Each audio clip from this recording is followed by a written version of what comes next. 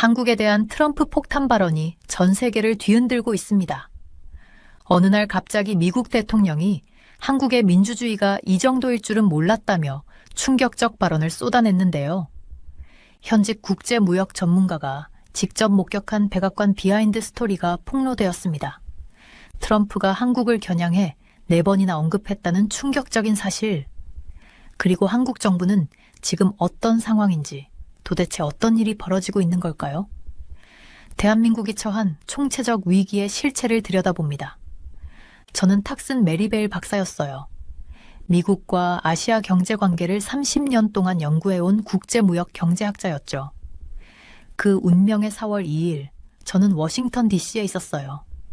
벚꽃은 활짝 피어 있었지만 백악관 로즈 가든에서 펼쳐지고 있던 일에는 아름다운 점이 하나도 없었습니다.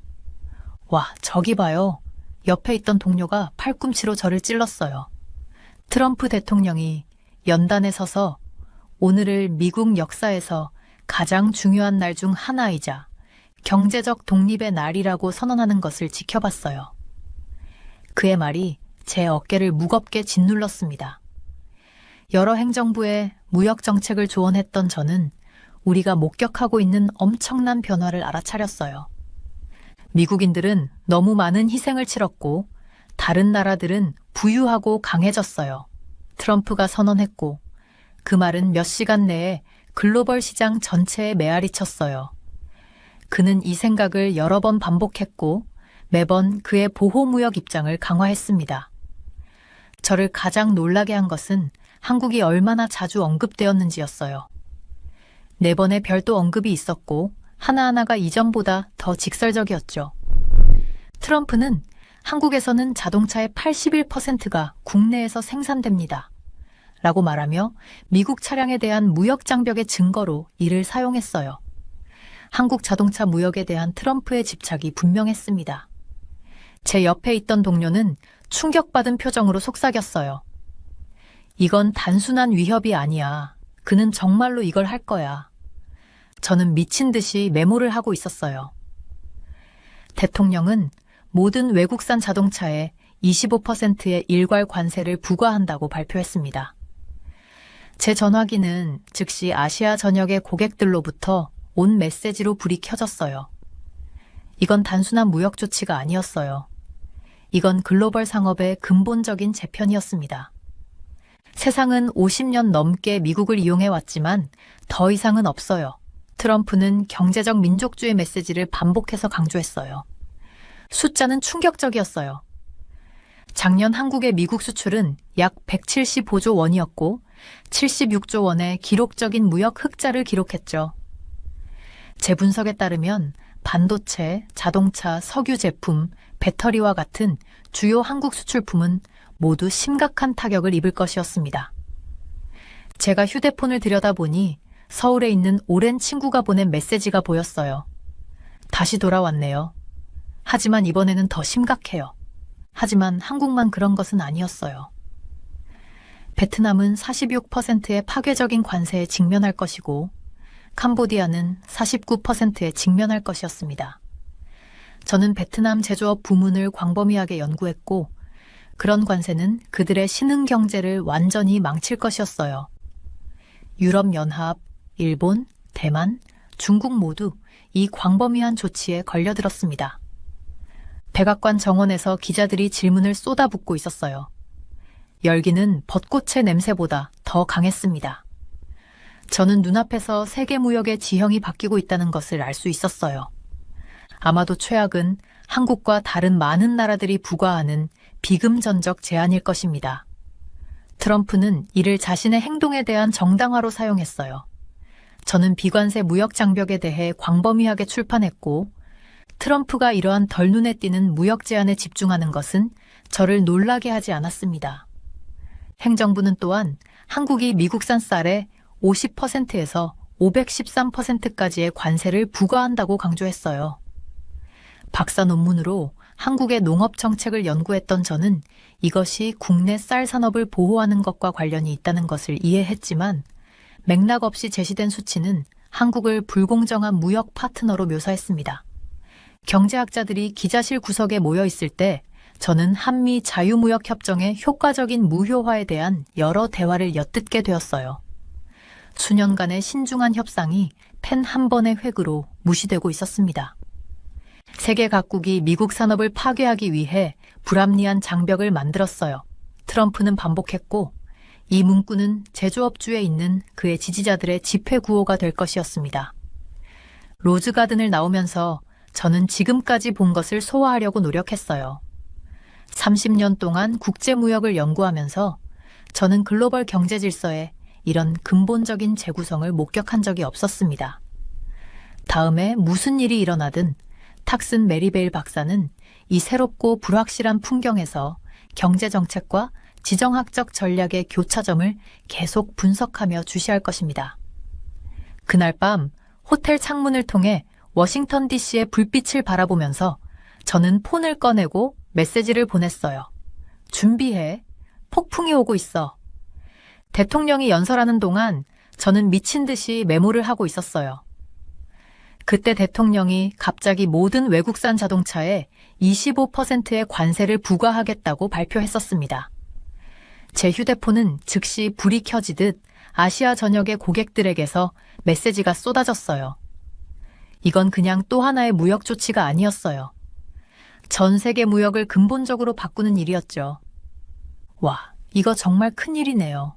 저는 옆에 있던 동료에게 속삭였어요. 많은 나라들이 타격을 입을 거예요. 그 숫자들은 정말 어마어마했어요. 작년에 한국이 미국에 수출한 금액은 약 175조 원이었고 사상 최대인 76조 원의 무역 흑자를 기록했었습니다. 제가 분석한 바로는 한국의 주요 수출품인 반도체, 자동차, 석유 제품, 그리고 배터리 모두 심각한 타격을 입을 것이 분명했어요. 한국 회사들은 어떻게 대응할까요? 제 조수가 물었어요. 아마 생산시설을 미국으로 옮기는 것을 고려할 거야. 저는 대답했어요. 아니면 다른 시장을 찾아볼 수도 있겠지. 하지만 한국만 타격을 입는 것은 아니었어요. 베트남은 46%라는 끔찍한 관세에 직면했고 캄보디아는 49%나 됐었습니다. 저는 베트남 제조업 분야를 광범위하게 연구했었고 이런 관세는 그들의 신흥 경제를 망가뜨릴 거라는 걸 알고 있었어요. 유럽연합, 일본, 대만, 중국 모두 이 광범위한 조치에 휘말렸죠. 전 세계가 50년 넘게 미국을 이용해 왔지만 이제는 그러지 못할 겁니다. 트럼프 대통령이 반복해서 선언했었고 경제적 국수주의 메시지를 계속 강조했어요. 저는 창밖을 바라보며 생각에 잠겼어요. 밖에서는 벚꽃이 흩날리고 있었지만 회의실 안의 분위기는 매우 무거웠어요. 무역 전문가들은 작은 그룹으로 모여 허겁지겁 토론을 하고 있었고 기자들은 전화기에 대고 속보를 전하느라 바빴었죠. 이런 조치가 취해지면 어떤 일이 일어날까요? 한 젊은 인턴이 저에게 물었어요. 글쎄, 상상해봐. 저는 대답했어요. 당신이 장난감 가게에서 일한다고 생각해봐요. 갑자기 가게 주인이 모든 장난감 가격을 25% 올린다고 해요. 아이들은 여전히 그 장난감을 원하지만 부모님들은 더 비싼 가격을 내야 해요. 어떤 사람들은 그냥 사지 않기로 결정할 거예요. 그러면 판매량이 줄어들고 가게는 덜 벌게 되고 결국 일부 직원들은 해고될 수도 있어요. 그럼 누가 이득을 보는 거죠? 인턴이 물었어요. 좋은 질문이네요. 저는 미소를 지었어요. 미국 내 자동차 제조업체들은 단기적으로 이득을 볼 수 있어요. 외국 자동차가 더 비싸지니까 사람들이 미국산 차를 더 많이 살 수도 있거든요. 하지만 장기적으로는 이런 관세는 보복 조치를 불러올 수 있고 전 세계 경제에 해로울 수 있어요. 저는 노트북을 열고 급히 이메일을 확인했어요. 이미 전 세계 주요 경제국들의 반응이 오고 있었죠. 우리 연구센터는 즉시 경제적 영향을 모델링하기 시작했어요. 예비 계산에 따르면 트럼프의 관세 정책은 IMF가 사용하는 것과 유사한 프레임워크에 따라 2027년까지 전 세계 GDP를 약 1125조 원 감소시킬 수 있었어요. 무역 불확실성 지수가 2009년 글로벌 금융 위기 이후 최고 수준으로 치솟았어요. 저는 팀에게 알렸어요. 이건 단순한 위협이 아니라 실제 행동이에요. 저는 한국의 대응에 특히 관심이 있었어요. 제 서울 연락처에 전화를 걸었지만 응답은 놀라울 정도로 조용했어요. 한국 정부는 탄핵 위기로 마비되어 효과적인 대응을 하지 못하고 있었거든요. 마치 퀸과 주요 말, 몇 개를 잃은 체스 선수를 보는 것 같아요. 한 한국 외교관이 저에게 비밀리에 말했었습니다.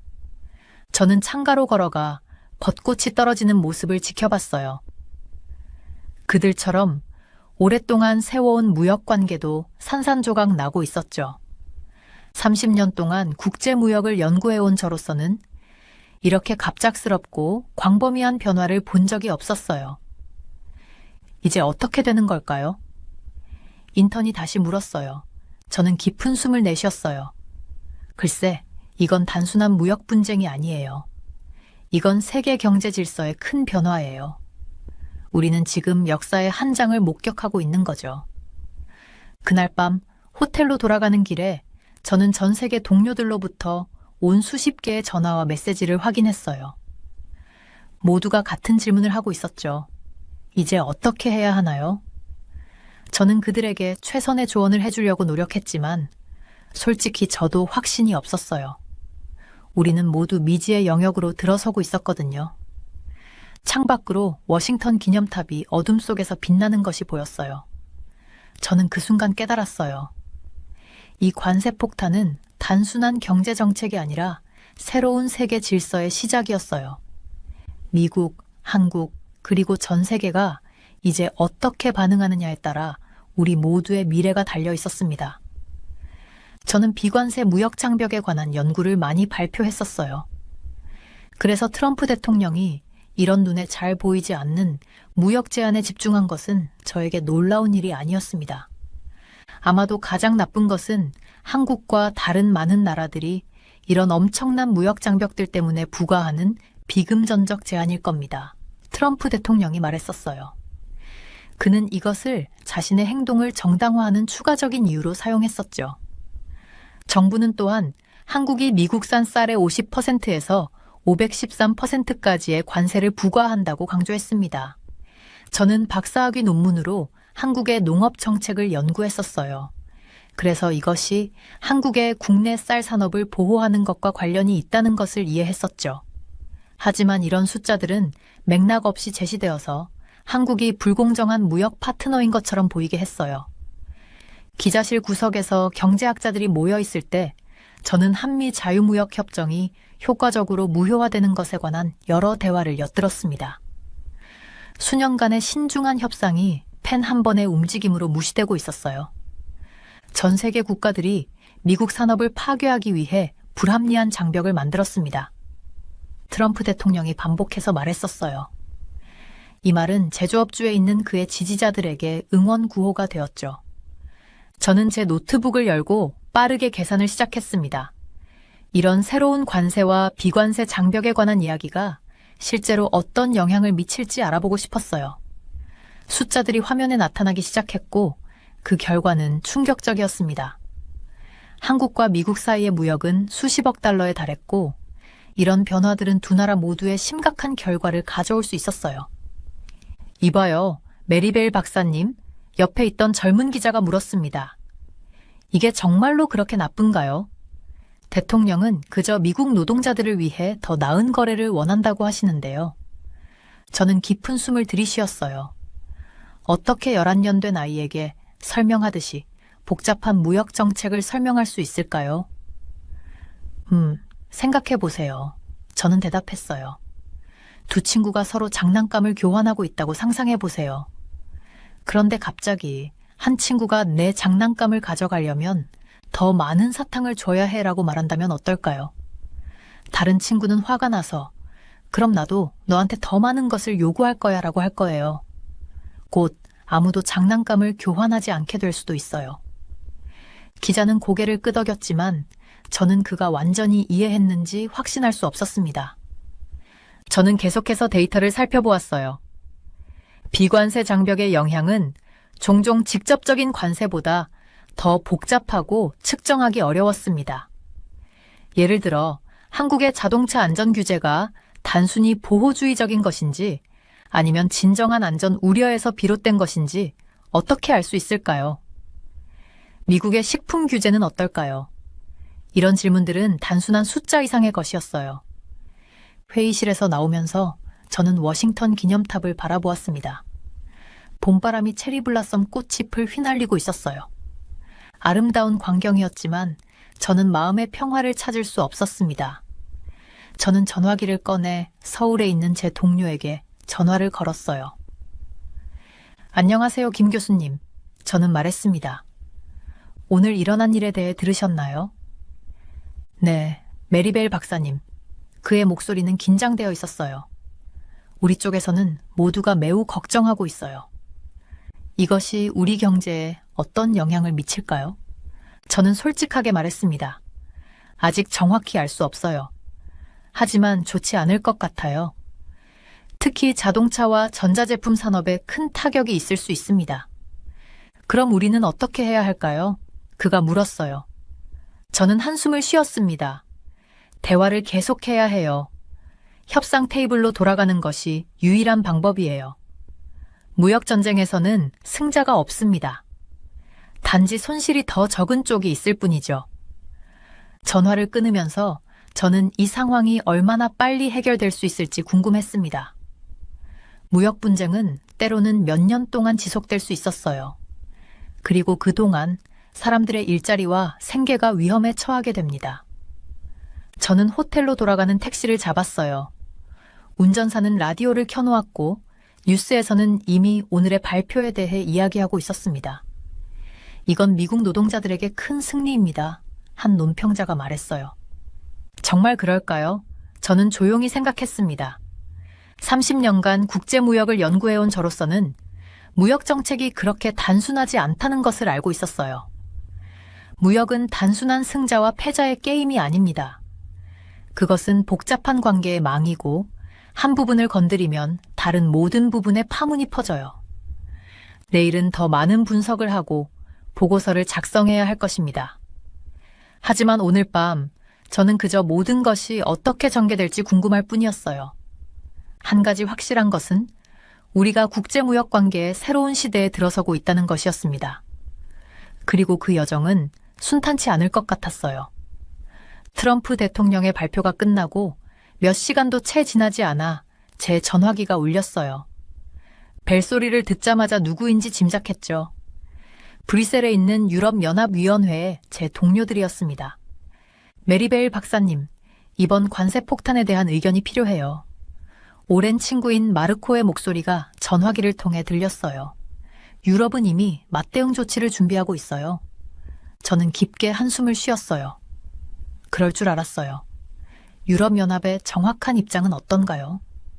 마르코는 곧바로 대답했어요.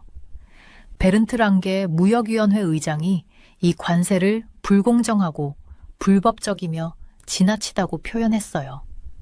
지금 브뤼셀은 완전히 비상상태예요. 저는 메모장을 꺼내 중요한 내용을 빠르게 적었습니다. 이런 세계적인 반응을 분석하는 것이 제 일이었으니까요. 저희 연구센터에서 경제적 영향을 계산하기 시작했어요. 제가 말했어요.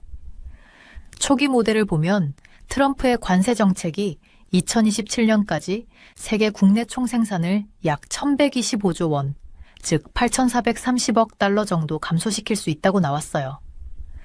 이건 국제통화기금이 사용하는 것과 비슷한 방식으로 계산한 거예요. 마르코가 웃음기 없이 말했어요. 그 숫자가 맞다면 2009년 세계 금융위기 이후 최악의 상황이 될 수 있겠네요. 맞아요. 세계 무역 불확실성 지수가 이미 2009년 이후 최고 수준으로 치솟았어요. 제가 덧붙였어요. 전화를 끊자마자 또 다른 전화가 왔습니다. 이번에는 캐나다에서요. 캐나다도 움직이고 있어요. 오타와에 있는 제 연구 파트너인 제니퍼가 말했어요. 캐나다 총리가 필요하다면 목적을 가지고 강력하게 행동할 것이라고 발표했어요. 저는 창밖을 바라보며 생각에 잠겼어요. 세계 무역 전쟁이 시작되는 소리가 들리는 것 같아요. 중국은 어떻게 나올까요? 제니퍼가 물었어요. 중국은 이미 맞대응을 시작했어요. 미국산 액화 천연가스와 농산물에 보복 관세를 부과했고 미국에 대한 중국의 투자도 제한하고 있다고 들었어요. 제가 정말 놀랐던 건 한국의 반응이었어요. 아니, 정확히는 반응이 없었다는 점이요. 한국이 너무 조용해요. 이상하게도요. 제가 제니퍼에게 말했어요. 보통 이런 무역 분쟁에서는 한국이 빠르게 대응하곤 했는데요. 그래서 서울에 있는 제 친구들에게 연락을 취했어요. 그들이 알려준 사실은 충격적이었습니다. 탁슨, 한국 정부가 지금 탄핵 위기로 마비된 상태예요. 한국 외교부의 제 오랜 친구인 김 국장이 비밀스럽게 말했어요. 효과적인 대응을 할 수 없는 상황이에요. 저는 이 정보를 곰곰이 생각했어요. 마치 체스 경기에서 한쪽 선수가 퀸과 다른 중요한 말들을 모두 잃은 것과 같은 상황이군요. 제가 말했어요. 한국 외교관과의 대화는 정말 걱정스러웠어요. 한국은 미국의 관세 폭탄과 국내 정치 혼란 사이에 끼어 있었어요. 최악의 타이밍이었습니다. 그날 밤 저는 백악관 근처 호텔방에서 세계 각국의 반응을 정리했어요. 신문들은 이미 글로벌 무역전쟁이라는 제목을 달고 있었고 주식시장은 폭락하고 있었어요. 다음 날 아침 제 동료 마이클이 흥미로운 소식을 들고 찾아왔어요. 탁슨, 국제무역기구가 비상회의를 소집했대요. 이런 일은 정말 드문데. 저는 고개를 끄덕였어요. 예상했던 일이에요. 이 관세는 WTO 규정을 여러 면에서 위반하고 있으니까요. 어떤 해결책이 있을까요? 마이클이 물었어요. 저는 창밖의 워싱턴 도시를 바라보며 말했어요. 솔직히 말하면 전통적인 해결책은 없을 것 같아요. 우리는 새로운 세계 무역 질서로 들어가고 있어요. 규칙이 바뀌고 있어요. 그날 저녁 일본과 호주 그리고 다른 여러 국가들도 성명을 발표했어요. 모두 트럼프의 관세에 대해 우려를 표하고 있었죠. 특히 제 관심을 끈 것은 작은 국가들의 반응이었어요. 베트남과 캄보디아 같은 나라들은 46%와 49%라는 높은 관세율 때문에 경제적으로 큰 타격을 입을 것이 분명했어요. 저는 베트남 제조업 분야를 오랫동안 연구해왔어요. 제가 마이클에게 설명했어요. 이런 관세는 그들의 신흥 경제를 완전히 망가뜨릴 거예요. 밤이 깊어가면서 저는 제 노트북을 열고 다음날 있을 기자회견을 준비했어요. 세계 경제가 어떤 방향으로 움직일지 많은 사람들이 궁금해하고 있었고 그들은 저 같은 전문가의 의견을 듣고 싶어 했으니까요. 30년 동안 국제무역을 연구해왔지만 이렇게 근본적인 세계 경제 질서의 재편을 본 적은 없어요. 제가 마이클에게 말했어요. 앞으로 무슨 일이 일어나든 저 탁슨 메리베일 박사는 계속해서 이 새롭고 불확실한 세상에서 경제 정책과 지정학적 전략의 교차점을 분석할 거예요. 창밖으로 보이는 워싱턴의 밤하늘을 바라보며 저는 세계가 무역전쟁의 어두운 구름 속으로 빠져들고 있다는 생각을 지울 수 없었습니다. 그리고 이 폭풍의 중심에는 한국이 있었어요. 완전히 준비되지 않은 채로요. 백악관 장미정원에서 그날의 발표를 듣고 저는 한숨을 쉬었어요. 한국 정부에게 무역 문제로 여러 번 조언을 했었지만 이렇게 위험한 상황은 처음이었습니다. 한국은 현지 언론이 총체적 위기라고 부르는 상황에 직면했었어요. 미국에서 날아온 관세 폭탄과 탄핵 절차로 인한 리더십 공백이 동시에 일어난 거죠. 한국의 평균 관세는 우리보다 4배 높아요. 트럼프 대통령이 계속 주장했었습니다. 우리는 한국을 군사적으로 그리고 여러 다른 방면에서 도와주고 있는데도 이런 일이 벌어지고 있어요. 동맹국이나 적국이나 모두 이렇게 하고 있죠. 저는 안전한 전화로 한국 무역 담당자들과 상황을 논의했어요. 그들의 걱정이 목소리에서 느껴졌습니다. 트럼프 대통령 취임 이후 한국 정부 관계자 중 누구도 그를 만나지 못했었어요. 심지어 전화 통화조차 성사되지 않았죠. 대통령 권한대행이 소통을 시도했지만 성공하지 못했었습니다. 리더십 공백이 외교적인 약점이 되고 있었어요. 재무장관은 미국에 상당한 관세를 부과하는 더러운 15개국 목록을 발표했었어요. 이름은 언급하지 않았지만 한국은 지속적으로 정부에 의해 대표적인 무역 적자 국가로 지목되고 있었습니다. 우리는 군사적으로 한국을 돕고 다른 여러 방면에서도 돕고 있는데 이런 일이 일어나고 있어요. 트럼프가 말했었죠. 저는 이 말이 얼마나 한국 정부를 당혹스럽게 했는지 알 수 있었어요. 제가 무역 문제를 연구하는 동안 한국의 상황은 점점 더 어려워지고 있었습니다. 갑작스러운 관세 발표와 정치적 혼란이 겹치면서 한국은 어떻게 대응해야 할지 갈피를 잡지 못하고 있었어요. 제 한국 친구들은 밤늦게까지 대책을 논의하느라 잠을 이루지 못했다고 했습니다. 마치 퀸과 다른 중요한 말들을 잃은 채 체스 경기를 하는 것 같아요. 한 한국 외교관이 저에게 비밀리에 말했었어요. 그의 표정에서 절망감이 느껴졌습니다. 저는 제 노트북에 빠르게 분석 내용을 적었어요. 이번 위기는 단순한 무역 문제가 아니었습니다. 한국은 미국의 관세 폭탄, 국내 정치 혼란, 그리고 북한과 관련된 복잡한 상황까지 모두 동시에 직면했었어요. 마치 완벽한 폭풍우 같았죠. 4배 높은 관세. 이 말이 계속 제 머릿속에 맴돌았어요. 수치가 과장되었다는 걸 알고 있었지만 대중들은 그렇게 생각하지 않을 거예요. 인식이 현실이 되는 순간이었습니다. 한국 무역부 장관과 통화하면서 저는 최선을 다해 조언했어요. 지금은 직접적인 대응보다 조용한 외교가 필요합니다. 제가 말했었죠. 미디어를 통한 전쟁은 도움이 되지 않을 거예요. 창밖으로 워싱턴의 벚꽃이 흩날리는 걸 보며 저는 한국이 이 위기를 어떻게 헤쳐나갈지 걱정했어요. 30년 동안 국제무역을 연구해온 저로서는 이렇게 근본적인 글로벌 경제 질서의 재구성을 본 적이 없었습니다. 그날 밤 저는 한국 대사관으로 향했어요. 긴급회의가 소집되었고 저는 전문가로서 의견을 제시하기로 했었습니다.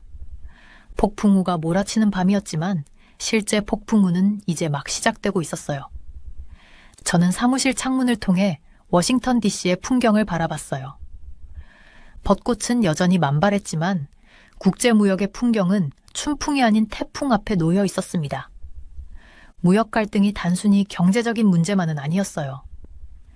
제가 가장 최근에 발표한 정책 논문에서 무역과 안보 문제가 어떻게 연결되는지 예측했었는데 실제로 그 일이 일어나고 있었습니다.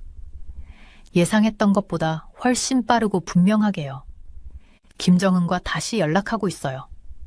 트럼프 대통령의 기자회견 내용을 다시 읽어보며 중요한 부분에 형광펜을 그었습니다.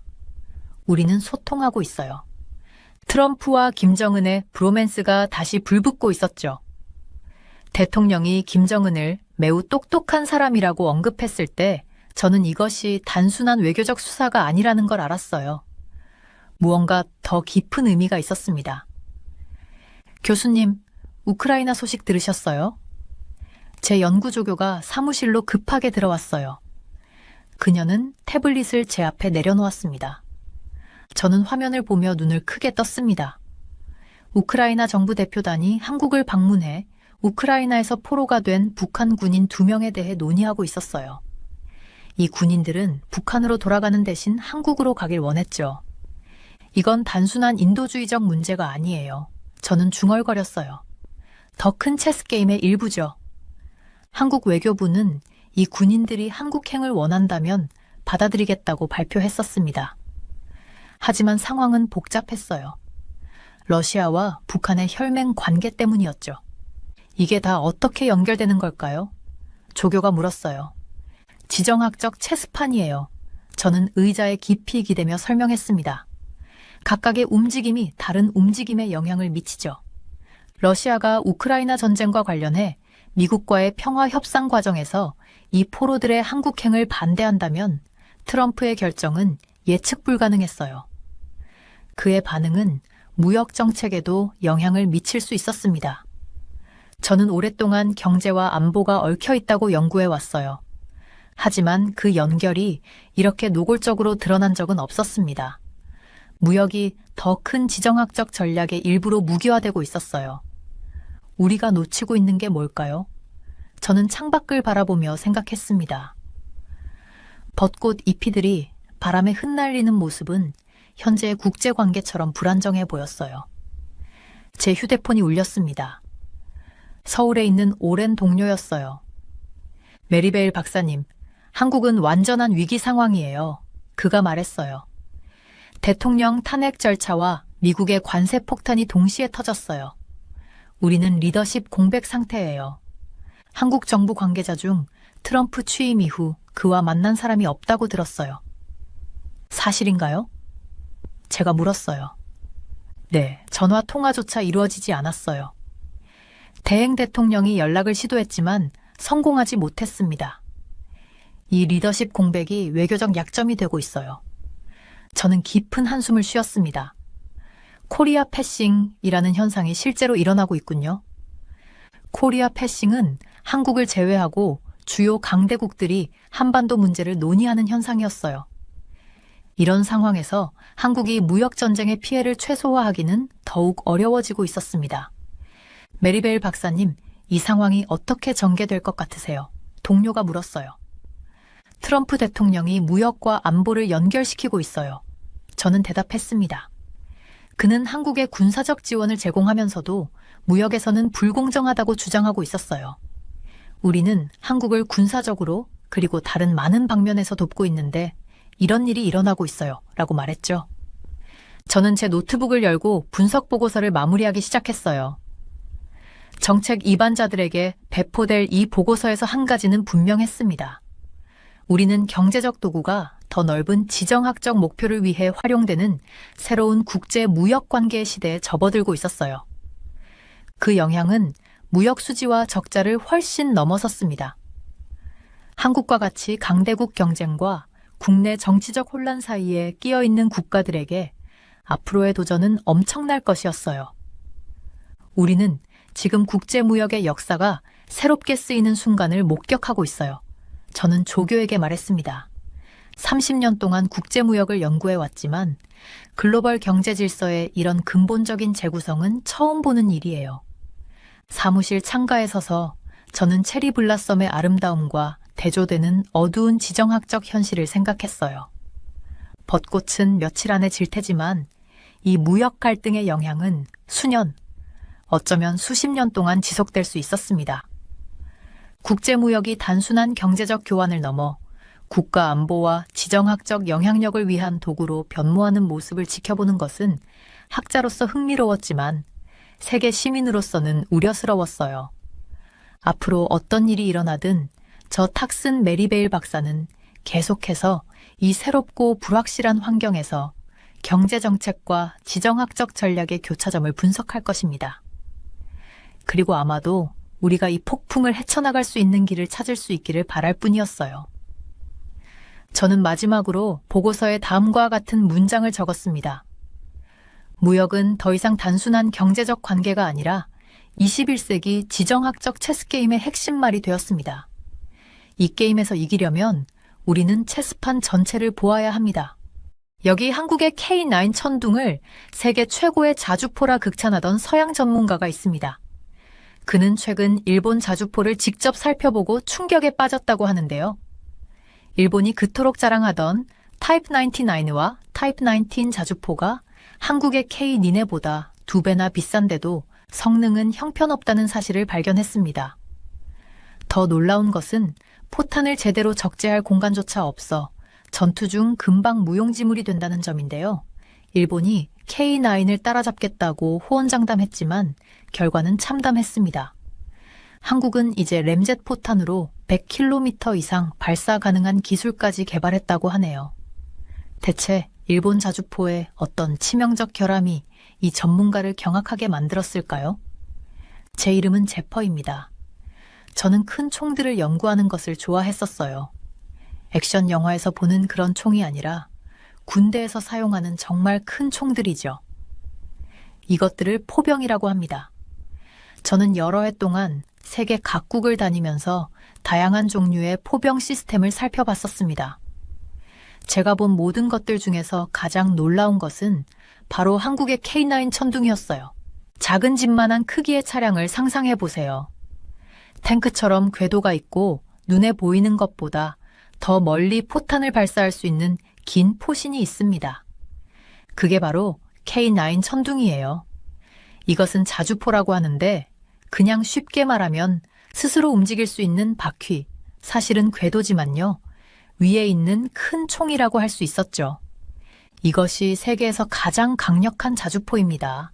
라고 저는 종종 학생들에게 K9의 사진을 보여주면서 말했었어요. 저는 그냥 멋있게 들리려고 이런 말을 하는 게 아니었습니다. 증거는 얼마나 많은 나라들이 이것을 사고 싶어 하는지에 있었죠. 나라들이 포병을 구매할 때 얼마나 멀리 발사할 수 있는지, 어떤 종류의 포탄을 발사할 수 있는지, 그리고 얼마나 빨리 발사할 수 있는지를 살펴봤었어요. K양은 이 모든 면에서 다른 포병보다 뛰어났습니다. 제가 정말 흥미롭게 생각했던 것은 일본과 한국이 방위 장비에 관해서 어떻게 경쟁하고 있는지였어요.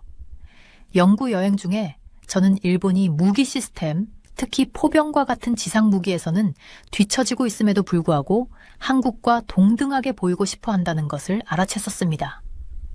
일본 군대는 두 가지 주요 자주포를 가지고 있었어요. 하나는 K9처럼 궤도로 움직이는 99식이라고 불렸죠. 다른 하나는 19식인데 비행기로 더 쉽게 운반할 수 있도록 궤도 대신 바퀴가 있었습니다. 일본은 1990년대 후반에 99식을 사용하기 시작했었어요.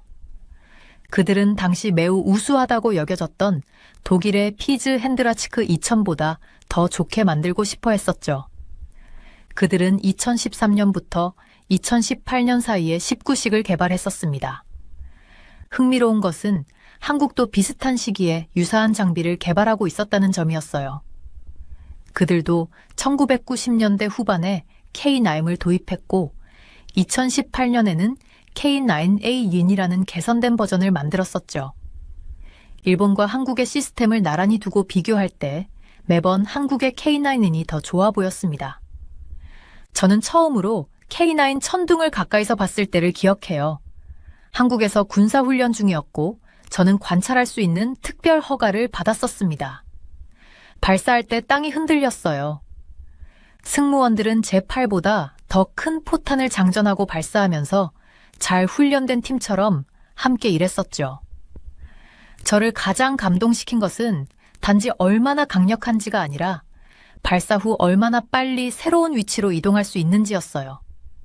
그게 왜 중요한가요? 라고 제가 메모를 하는 것을 보고 한 군인이 물었었죠. 실제 전투에서는 저는 설명했어요. 적이 발사된 곳을 찾아내서 방역하려고 할 거예요. 발사한 후 빨리 새로운 장소로 이동할 수 있다면 안전하게 지낼 수 있습니다. 담당한 한국 장교가 자랑스럽게 고개를 끄덕였습니다. K9은 6발을 발사하고 분도 안 되어 사라질 수 있어요.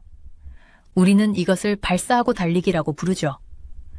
같은 해 나중에 저는 일본을 방문해서 그들의 99식과 19식 자주포를 보았었어요. 그것들도 깔끔한 선과 세심한 엔지니어링으로 인상적인 기계들이었습니다. 하지만 그것들이 작동하는 것을 보고 사양을 살펴보면서 저는 그들이 K9과 같은 수준이 아니라는 것을 알 수 있었죠. 일본 엔지니어가 저에게 19식을 보여줬었어요. 비행기로 운반할 수 있도록 더 가볍게 설계되었습니다. 라고 그가 저에게 말했었죠. 그것은 이해가 됐지만 저는 그들이 그 가벼운 무게를 달성하기 위해 타협해야 했다는 것을 볼 수 있었습니다. 제가 포병 시스템을 볼 때 저는 단지 어떤 것이 더 강하거나 더 좋은지만 신경 쓰지 않았어요. 저는 이 기계들이 그것들을 만든 나라들에 대해 무엇을 말해주는지에 관심이 있었습니다. 한국은 포병 기술의 리더가 되기 위해 엄청난 노력을 기울였었어요. K9 천둥은 그들이 얼마나 발전했는지를 보여줍니다. 이것은 단지 무기가 아니라 독일과 미국과 같은 나라들도 존중해야 하는 한국 엔지니어링 기술의 상징이었습니다. 한편 일본은 한국과 동등함을 증명하기로 결심한 것 같았어요. 이 두 아시아 이웃 사이에는 강한 경쟁 의식이 있었습니다. 저는 그들이 무기를 개발하는 방식에서 그것을 명확하게 볼 수 있었죠. 각 국가는 다른 나라가 무엇을 하고 있는지 지켜보고 그것을 맞추거나 능가하려고 노력했었어요. 두 나라 모두 다른 나라에 의존하지 않고 자국의 방위 기술을 개발하는데 먼 길을 왔었습니다. 하지만 포병에 관해서는 한국이 앞서 나갔어요. K9 천둥은 특별한 것으로 두드러졌죠. 자주포의 무적 챔피언이었습니다. 서울의 스카이라인이 보이는 호텔 창문을 내다보면서 저는 한국이 얼마나 발전했는지 생각했어요. 겨우 70년 전 전쟁으로 찢겨진 나라에서 오늘날의 기술 강국으로 성장했죠. K9 천둥은 그 놀라운 여정의 한 예일 뿐이었습니다.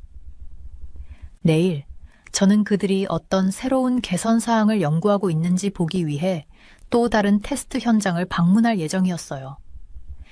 이 분야에서는 멈춰 있는 것이 뒤처지는 것을 의미하고 한국과 일본 모두 속도를 늦출 기미는 보이지 않았습니다. 2023년 더운 여름날 저는 시험장에 서서 멀리 발사하는 기계들을 지켜봤어요.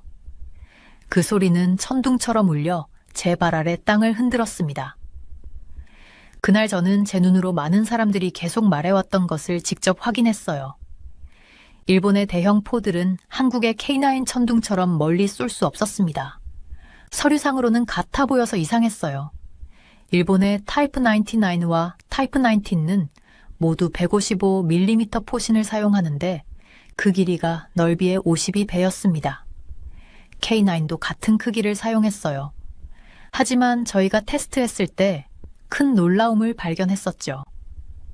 일본 포들은 최고의 탄약을 사용해도 약 40km까지만 포탄을 발사할 수 있었어요.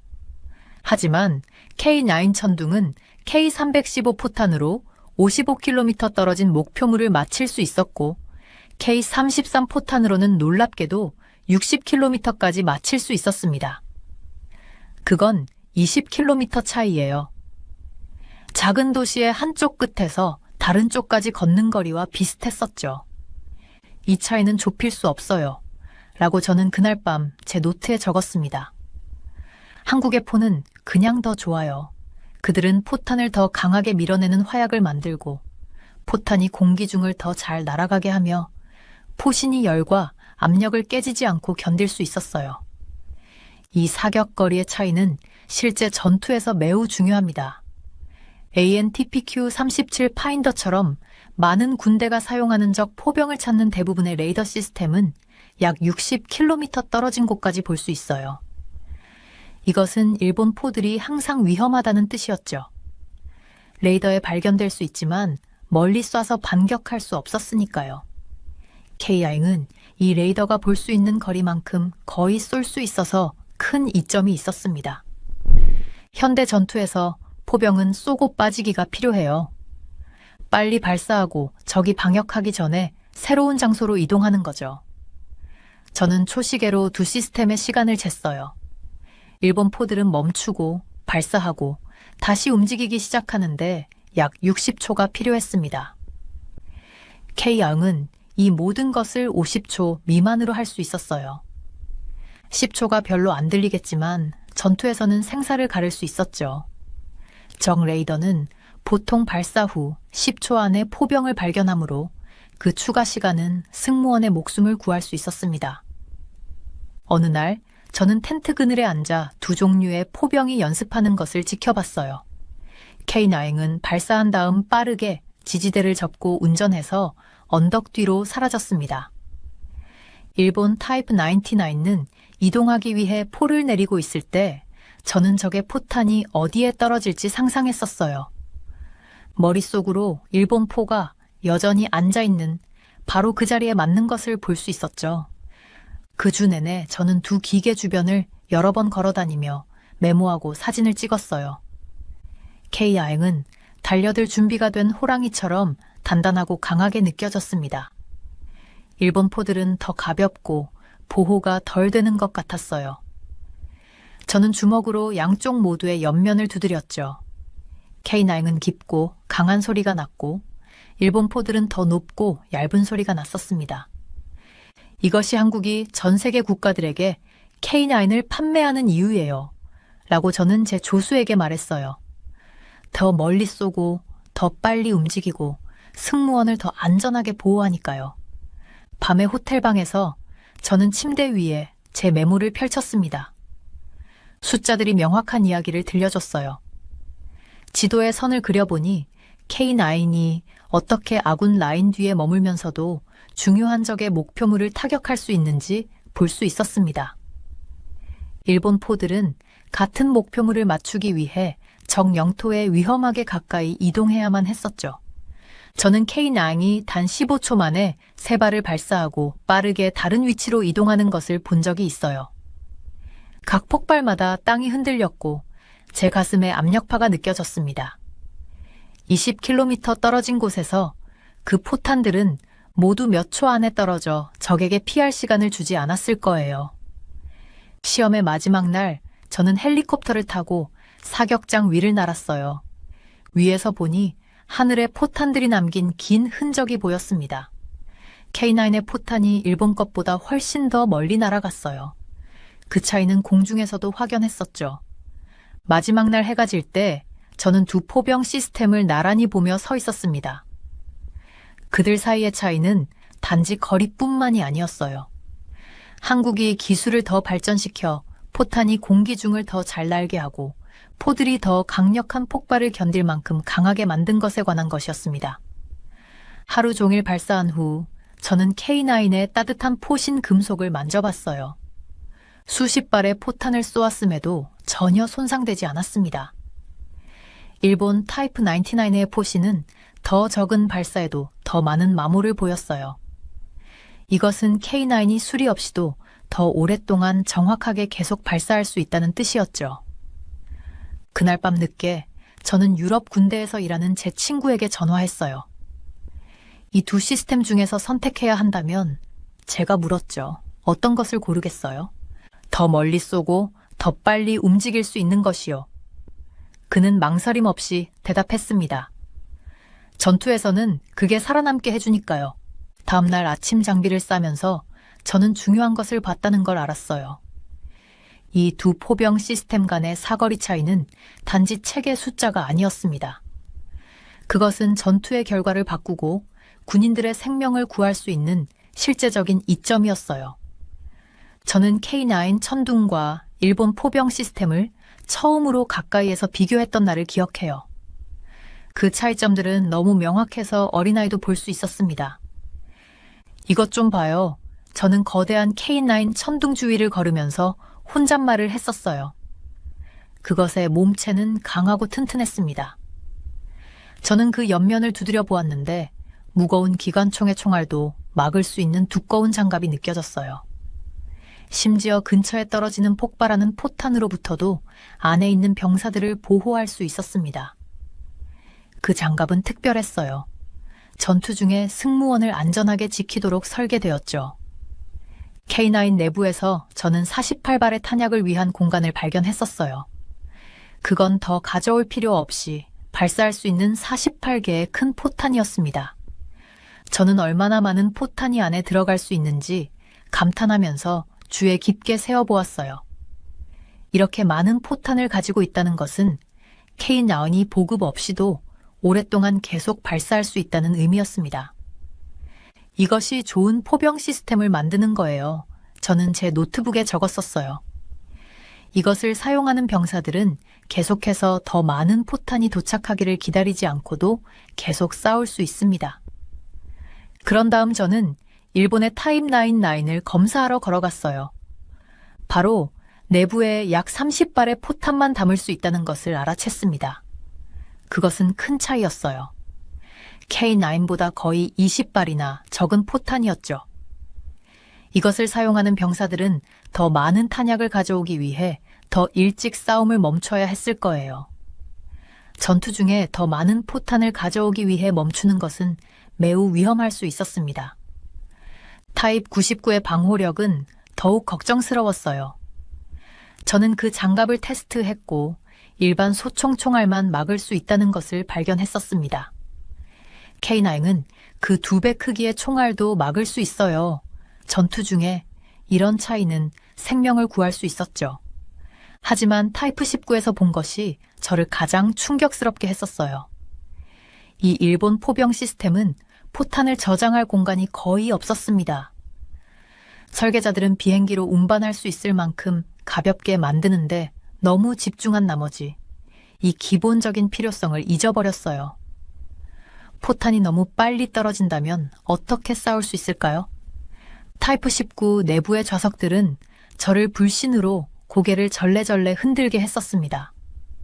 승무원은 거의 보호가 없는 중앙 부분에 앉아 있었어요. 강한 장갑판 대신 그들은 천 덮개처럼 보이는 것만 가지고 있었습니다. 두꺼운 천만 당신을 보호하는 상태로 전투에 들어간다고 상상해 보세요. 저는 전혀 안전하다고 느끼지 않았을 거예요. 테스트 중에 저는 이러한 차이점들이 실제 전투에서 어떻게 중요할지 보기 위해 모의 전투를 설정했었습니다. K9 천둥은 더 많은 포탄이 필요 없이 몇 시간 동안 계속 발사했어요. 내부의 병사들은 보호받았고 자신의 임무에 집중할 수 있었습니다. 가짜적의 공격이 들어왔을 때 장갑은 그들을 안전하게 지켰어요. 일본 시스템들은 더 많은 탄약을 가져오기 위해 훨씬 일찍 멈춰야 했었습니다. 이것은 적에게 방역할 수 없는 위험한 순간들을 만들었어요. 그리고 보호가 적어서 적의 공격이 근처에 맞으면 승무원들이 다칠 가능성이 훨씬 더 높았죠. 이것은 단지 종이 위의 숫자가 아니에요. 저는 나중에 제 발견을 보여줄 때 설명했었습니다. 이러한 차이점들은 실제 전투에서 생사의 문제예요. 저는 K9를 만드는 한국 공장을 방문했던 것을 기억해요. 작업자들은 이 강력한 기계를 만드는데 큰 자부심을 가지고 있었습니다. 한 나이든 작업자는 저에게 말했어요. 우리는 병사들이 살아남기 위해 이 장비에 의존할 것을 알아요. 우리는 그것들을 만들 때 그것을 절대 잊지 않습니다. 일본에서 저는 그들의 시스템을 개선하기 위해 열심히 노력하고 있는 엔지니어들을 만났었어요. 그들은 똑똑하고 헌신적이었지만 처음부터 심각한 문제가 있는 설계로 작업하고 있었습니다. 비 오는 어느 오후, 저는 병사들이 두 시스템 모드로 훈련하는 것을 지켜봤었어요. 케이가우 승무원은 자신들의 차량이 그들을 보호할 것을 알고 자신감 있게 작업했습니다. 일본 승무원은 자신들의 차량의 약점을 알고 더 조심스러워 보였어요. 저는 포병을 연구하면서 많은 무기를 봐왔지만 이 시스템들 간의 차이는 중요한 교훈을 가르쳐 줍니다. 좋은 보호와 충분한 탄약은 얼마나 멀리 쏠 수 있는지만큼 중요해요. 포탄이 빨리 떨어지거나 승무원이 적의 공격에서 살아남지 못한다면 강력한 총이 무슨 소용이 있을까요? 한국의 K9 천둥은 진정한 강함이 균형에서 온다는 것을 보여줍니다. 힘, 보호, 그리고 충분한 탄약이 함께 작동하는 것이죠. 일본 시스템들은 더 가볍고 움직이기 쉽게 하려고 했지만 그 과정에서 너무 많은 것을 희생했어요. 그날 제 검사를 마치면서 한 젊은 병사가 저에게 만약 전투에 가야 한다면 어떤 포병 시스템을 선택할 것인지 물었었습니다. 저는 답변에 대해 오래 생각할 필요가 없었어요. K9 천둥은 가장 중요한 것을 제공합니다. 계속 싸울 수 있는 능력과 승무원을 살아있게 유지하는 보호력이죠. 이것들은 단지 금속 기계가 아니에요. 그것들은 그것들을 사용하는 병사들의 안전과 그것들이 보호하는 국가들의 안보를 대표합니다. 그래서 이러한 세부 사항들을 올바르게 갖추는 것이 그렇게 중요한 이유죠. 그리고 그것이 K9 천둥이 진정으로 우수하다고 돋보이는 이유입니다. 일본의 자주포에 대해 저를 가장 놀라게 했던 것은 성능이 떨어진다는 점만이 아니었어요. 그것보다 가격이 훨씬 더 비싸다는 사실이었습니다. 가격표를 봤을 때 저는 제 눈을 믿을 수 없었어요. 일본의 타이프 99에는 약 90억 원, 즉 대략 750만 달러 정도 했었어요. 타이프 19도 그리 좋지 않아서 약 70억 원, 즉 580만 달러 정도 했었습니다. 하지만 정말 놀라운 부분은 이거였어요. 모든 면에서 더 좋은 성능을 보이는 한국의 K9은 단지 40억 원, 즉 330만 달러에 불과했었죠. 이것은 일본 포병이 더 좋은 한국 포병보다 1.5배에서 2배 더 비싸다는 뜻이에요. 더 빠르거나 더 더 멀리 가지 않는 자전거에 2배 비용을 지불하는 것과 같았어요. 생각해보면 전혀 말이 되지 않았습니다. 지난 여름 저는 각국이 군사장비를 전시하는 큰 방위산업 전시회에 갔었어요. 일본 전시구역으로 걸어가서 그들의 담당자 중 한 명에게 물었었습니다. 왜 누군가가 더 비싸지만 성능은 떨어지는 당신들의 포병을 구매해야 할까요? 단정한 제복을 입은 그 남자는 불편해 보였어요. 그는 발을 움직이며 안경을 고쳐 쓴 후에 말했었죠. 저희 생산 과정은 매우 정밀하고 오직 일본산 부품만 사용합니다. 저는 고개를 끄덕였지만 설득되지 않았어요. 그것은 마치 자신의 손으로 만들었기 때문에 샌드위치가 더 비싸다고 말하는 것과 같았어요. 비록 맛은 더 좋지 않더라도요. 제 노트북에 저는 이렇게 적었었어요. 일본 포병 시스템의 높은 비용은 다른 나라에 판매하는 것을 거의 불가능하게 만듭니다. 만약 그것들이 그냥 괜찮기만 했더라도 다른 것들보다 안 좋은 게 아니라 아무도 그만큼의 추가 비용을 지불하고 싶어 하지 않았을 거예요. 이 문제는 단지 그들의 포병에만 국한된 것이 아니었습니다. 일본을 방문해 그곳의 국방 관계자들과 이야기했을 때 저는 어두운 정장을 입은 5명의 진지한 표정의 남자들과 함께 회의실에 앉아 있었어요. 그들은 많은 군용 차량과 무기에서 이러한 문제가 있다고 인정했었습니다. 우리는 생산량이 적습니다. 한 관계자가 설명했었어요. 그것은 한 번에 많이 만들지 않아 각각 비용이 더 많이 든다는 뜻이었죠. 그리고 우리는 거의 모든 것에 일본 기업을 이용해야 합니다.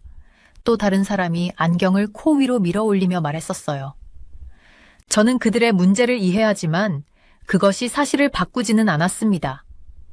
일본이 정말 좋은 배와 비행기를 만드는 동안 그들의 지상 장비, 특히 자주포는 한국의 것과 경쟁할 수 없었어요. 이것은 저에게 한 선수 한국과 더 좋은 신발을 신고 더 열심히 훈련하며 더 빠르게 달리는 반면 다른 선수, 일본은 맞지 않는 비싼 신발을 신고도 여전히 이기길 기대하는 경주를 떠올리게 했었죠. 국가들이 어떤 포병을 구매할지 결정할 때 그들은 얼마나 잘 작동하는지와 얼마나 비용이 드는지 모두 살펴봅니다. 한국의 K9 천둥은 2가지 측면에서 모두 이겼어요. 더 잘 작동하고 비용은 더 적게 들었습니다. 그래서 전 세계 많은 국가들이 이것을 구매하고 있었어요. 저는 지난달 최근에 많은 K9 자주포를 구입한 폴란드를 방문했었어요. 폴란드의 장군은 저에게 말했었죠. 우리는 모든 옵션을 비교했습니다.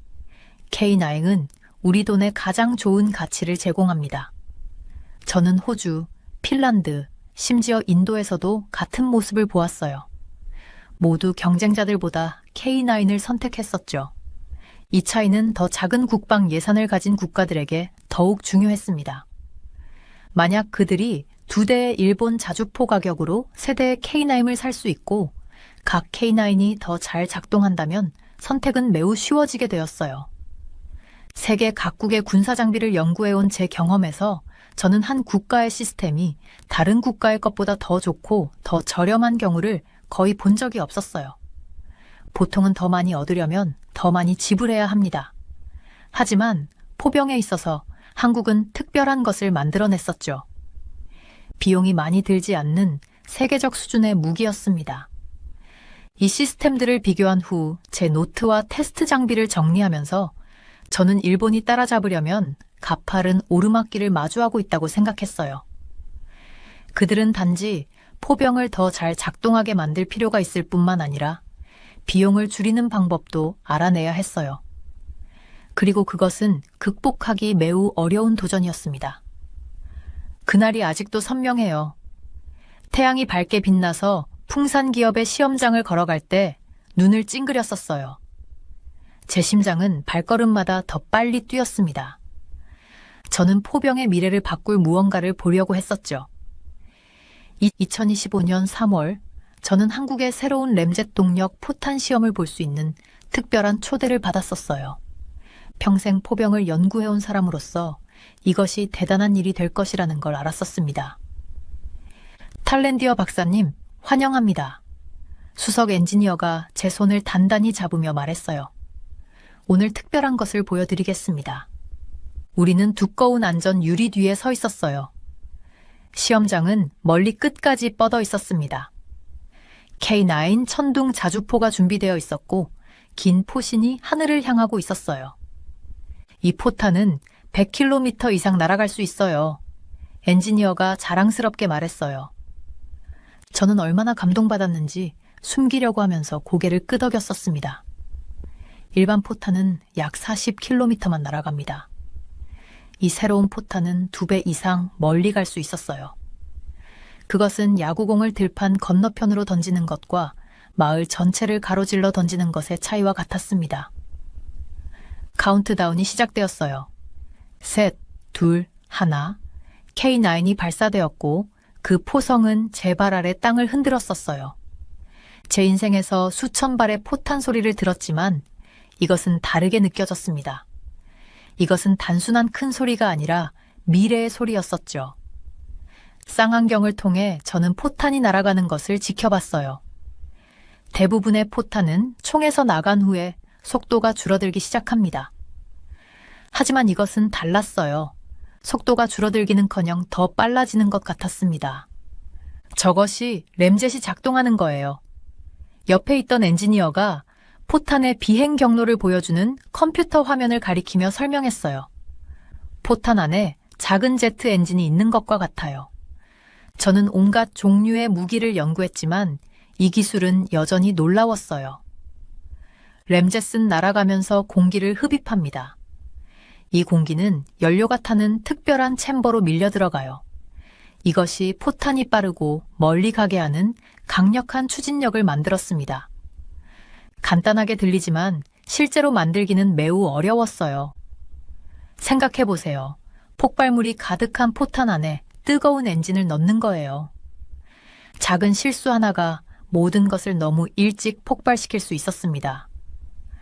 포탄은 또한 날아갈 때 매우 빠르게 회전하는데 이것이 램젯 제어를 더 어렵게 만들었었어요. 시험 후 저는 기술을 가까이서 살펴볼 수 있었어요. 풍산 엔지니어들이 설계를 보여주었습니다. 그들은 세계에서 몇 개 회사만이 해결할 수 있는 문제들을 해결했었어요. 노르웨이 회사 남모는 비슷한 기술을 가지고 있습니다. 미국도 장거리 포탄을 만들었어요. 하지만 한국이 스스로 이것을 해낸 것은 정말 인상적이었습니다. 열 문제는 어떻게 해결하셨어요? 저는 복잡한 도면을 보면서 물었어요. 수석 엔지니어가 미소를 지었습니다. 극한의 온도를 견딜 수 있는 새로운 재료를 만들었어요. 또한 공기 흐름을 완벽하게 제어하는 특별한 채널도 설계했습니다. 이것을 중요하게 만드는 것은 단순히 기술이 아니라 전쟁에 대한 의미였어요.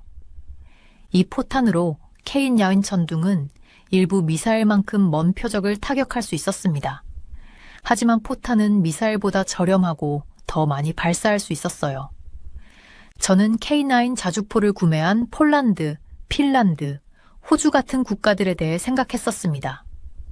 이 램젯 포탄이 2026년 말에 사용 준비가 되면 그 국가들은 같은 대포로 갑자기 훨씬 더 멀리 도달할 수 있었어요. 그것은 새 무기를 사지 않고도 활과 화살에서 라이플로 업그레이드하는 것과 같았습니다. 한국에게 이것은 엄청난 성취였어요. 이 램젯 포탄을 만들면서 얻은 지식은 미사일 설계에도 도움이 될 것이었습니다. 저는 이런 패턴을 전에도 봤었어요. 한 나라가 하나의 복잡한 기술을 익히면 그들은 종종 그 지식을 다른 무기 개선에 사용했었죠. 하루가 끝나고 저는 호텔방에 앉아 메모를 적고 있었어요. 지는 해가 서울의 스카이라인을 주황색과 빨간색으로 물들였습니다. 제가 본 것에 대해 계속 생각하고 있었어요. 25년 동안 포병을 연구하면서 저는 기술이 단계적으로 향상되는 것을 지켜봤었습니다.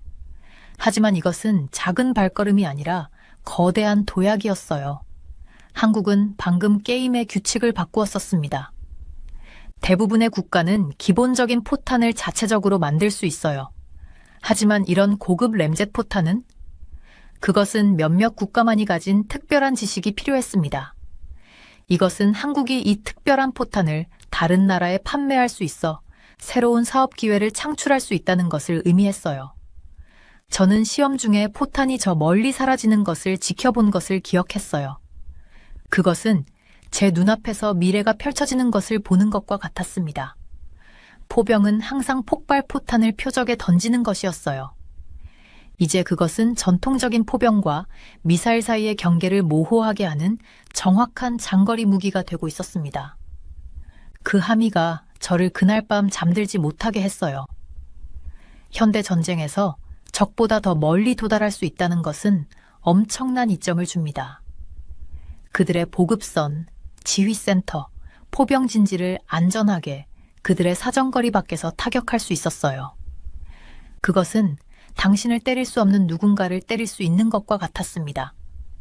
러시아 우크라이나 전쟁 동안 저는 포병 사거리가 얼마나 중요할 수 있는지 봤었어요.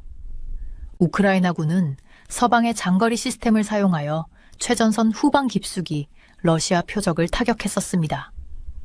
이 새로운 한국 기술은 그 이점을 더욱 확대할 것이었어요. 많은 국가에 어떤 포병을 구매할지 조언하는 전문가로서 저는 제 추천이 곧 바뀔 것을 알았었습니다. 경쟁력을 유지하려는 군대라면 누구나 이러한 발전을 고려해야 할 것이었어요.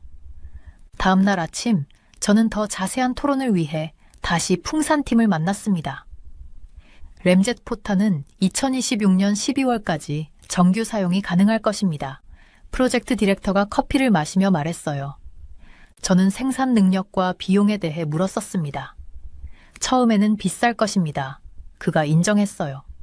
하지만 더 많이 만들수록 가격이 내려갈 거예요. 그것이 군사기술이 일반적으로 작동하는 방식이었어요. 처음 항목은 많은 비용이 들지만 더 많이 만들면 가격이 내려갑니다. 그래도 이 포탄은 항상 일반 포탄보다 비쌀 것이었어요.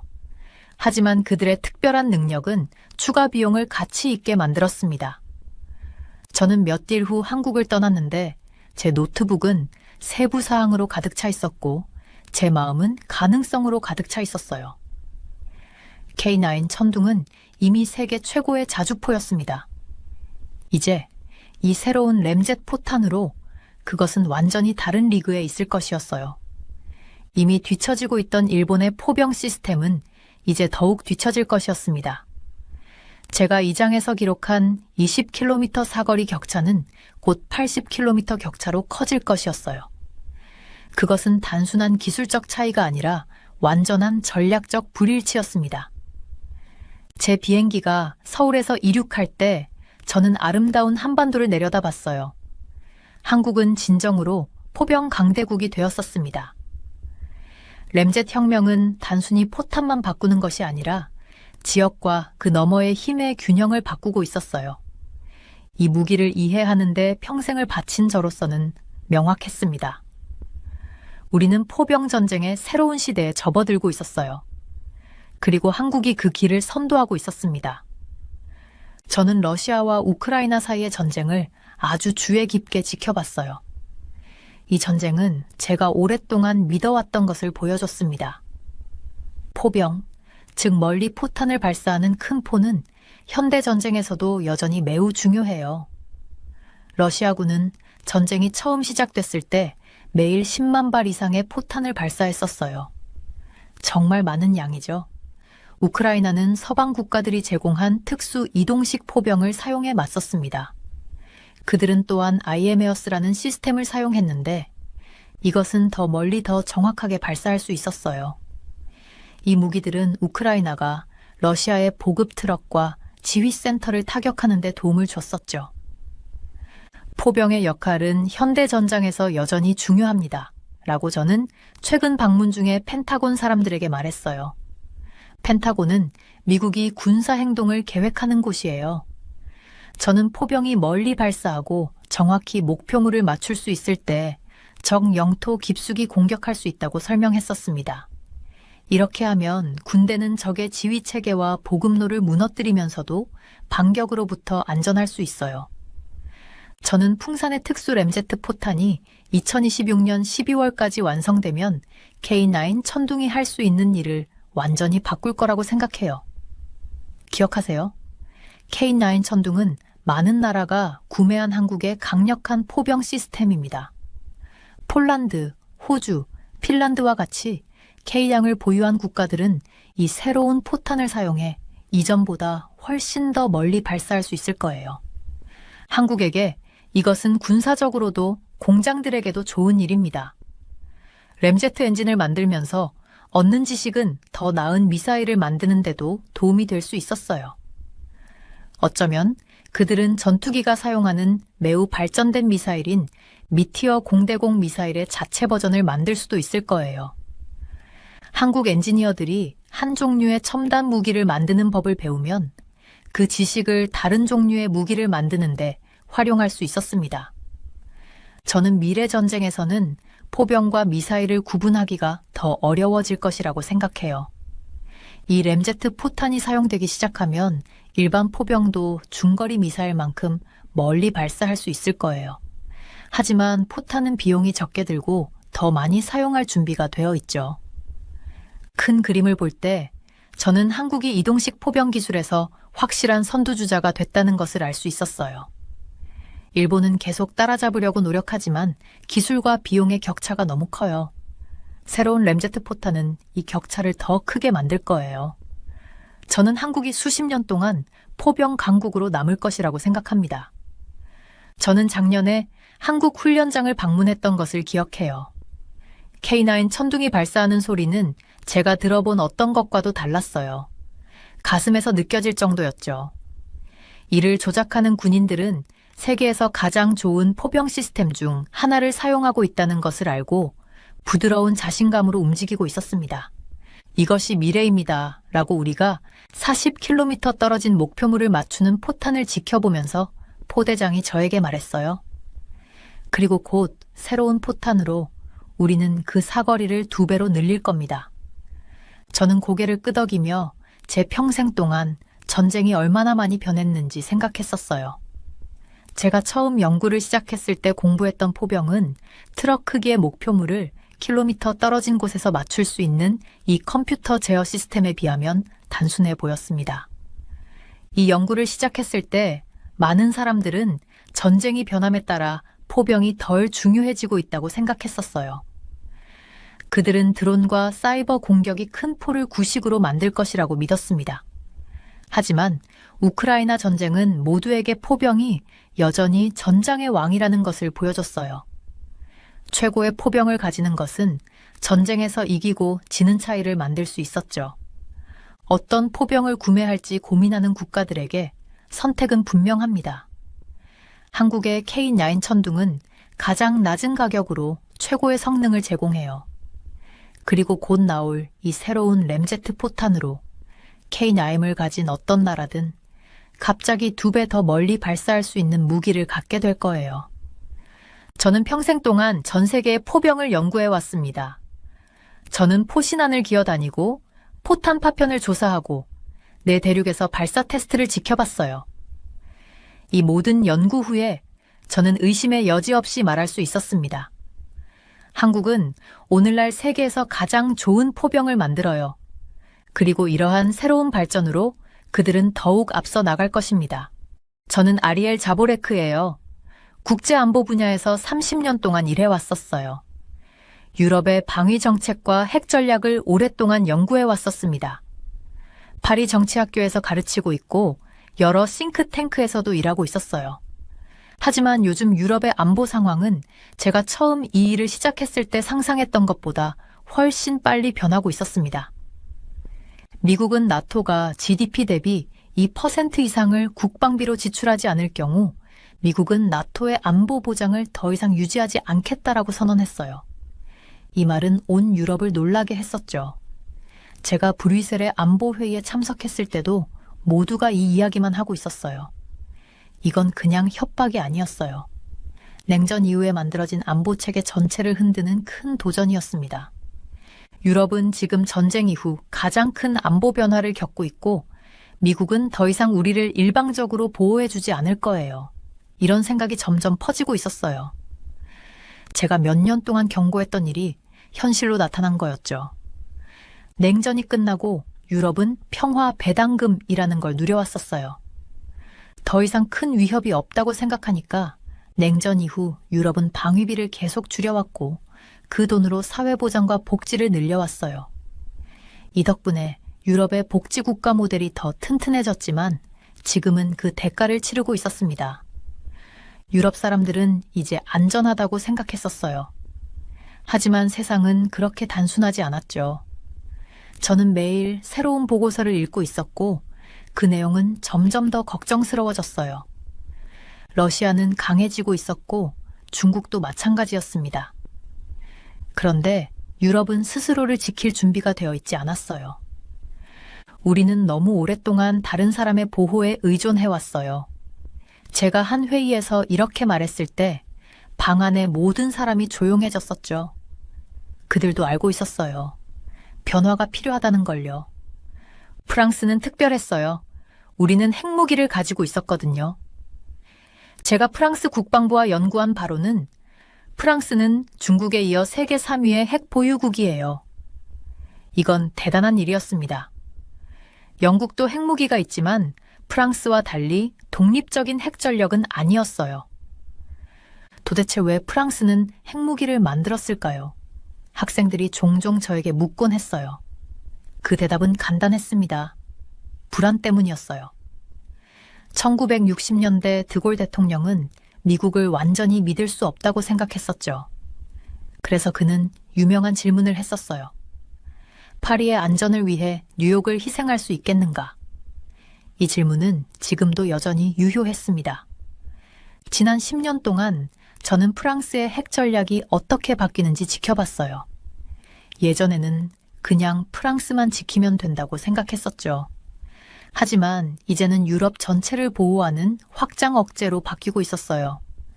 독일, 폴란드, 리투아니아, 라트비아 같은 나라들이 프랑스의 해구산에 관심을 보이고 있었습니다. 이건 유럽 안보의 새로운 시작이었어요. 저는 프랑스 북동부의 공군기지를 방문한 적이 있었어요. 거기서 마크롱 대통령이 15억 유로, 약 2조 4천억 원을 투자해서 최첨단 핵기지를 만든다고 발표하는 걸 들었었죠.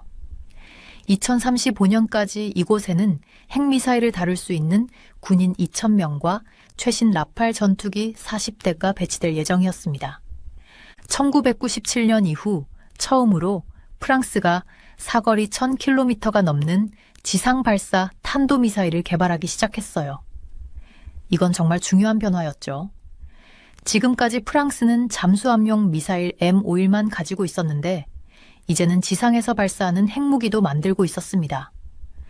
저는 프랑스 방위사업청에서 자문을 맡고 있었어요. 이동할 수 있는 발사대에서 쏠 수 있는 미사일 개발 프로젝트를 지켜보고 있었죠. 이건 냉전 끝나고 없어졌던 지상 핵전력이 다시 돌아온다는 뜻이었습니다. 51점 이 핵탄도 미사일은 정말 강력했어요.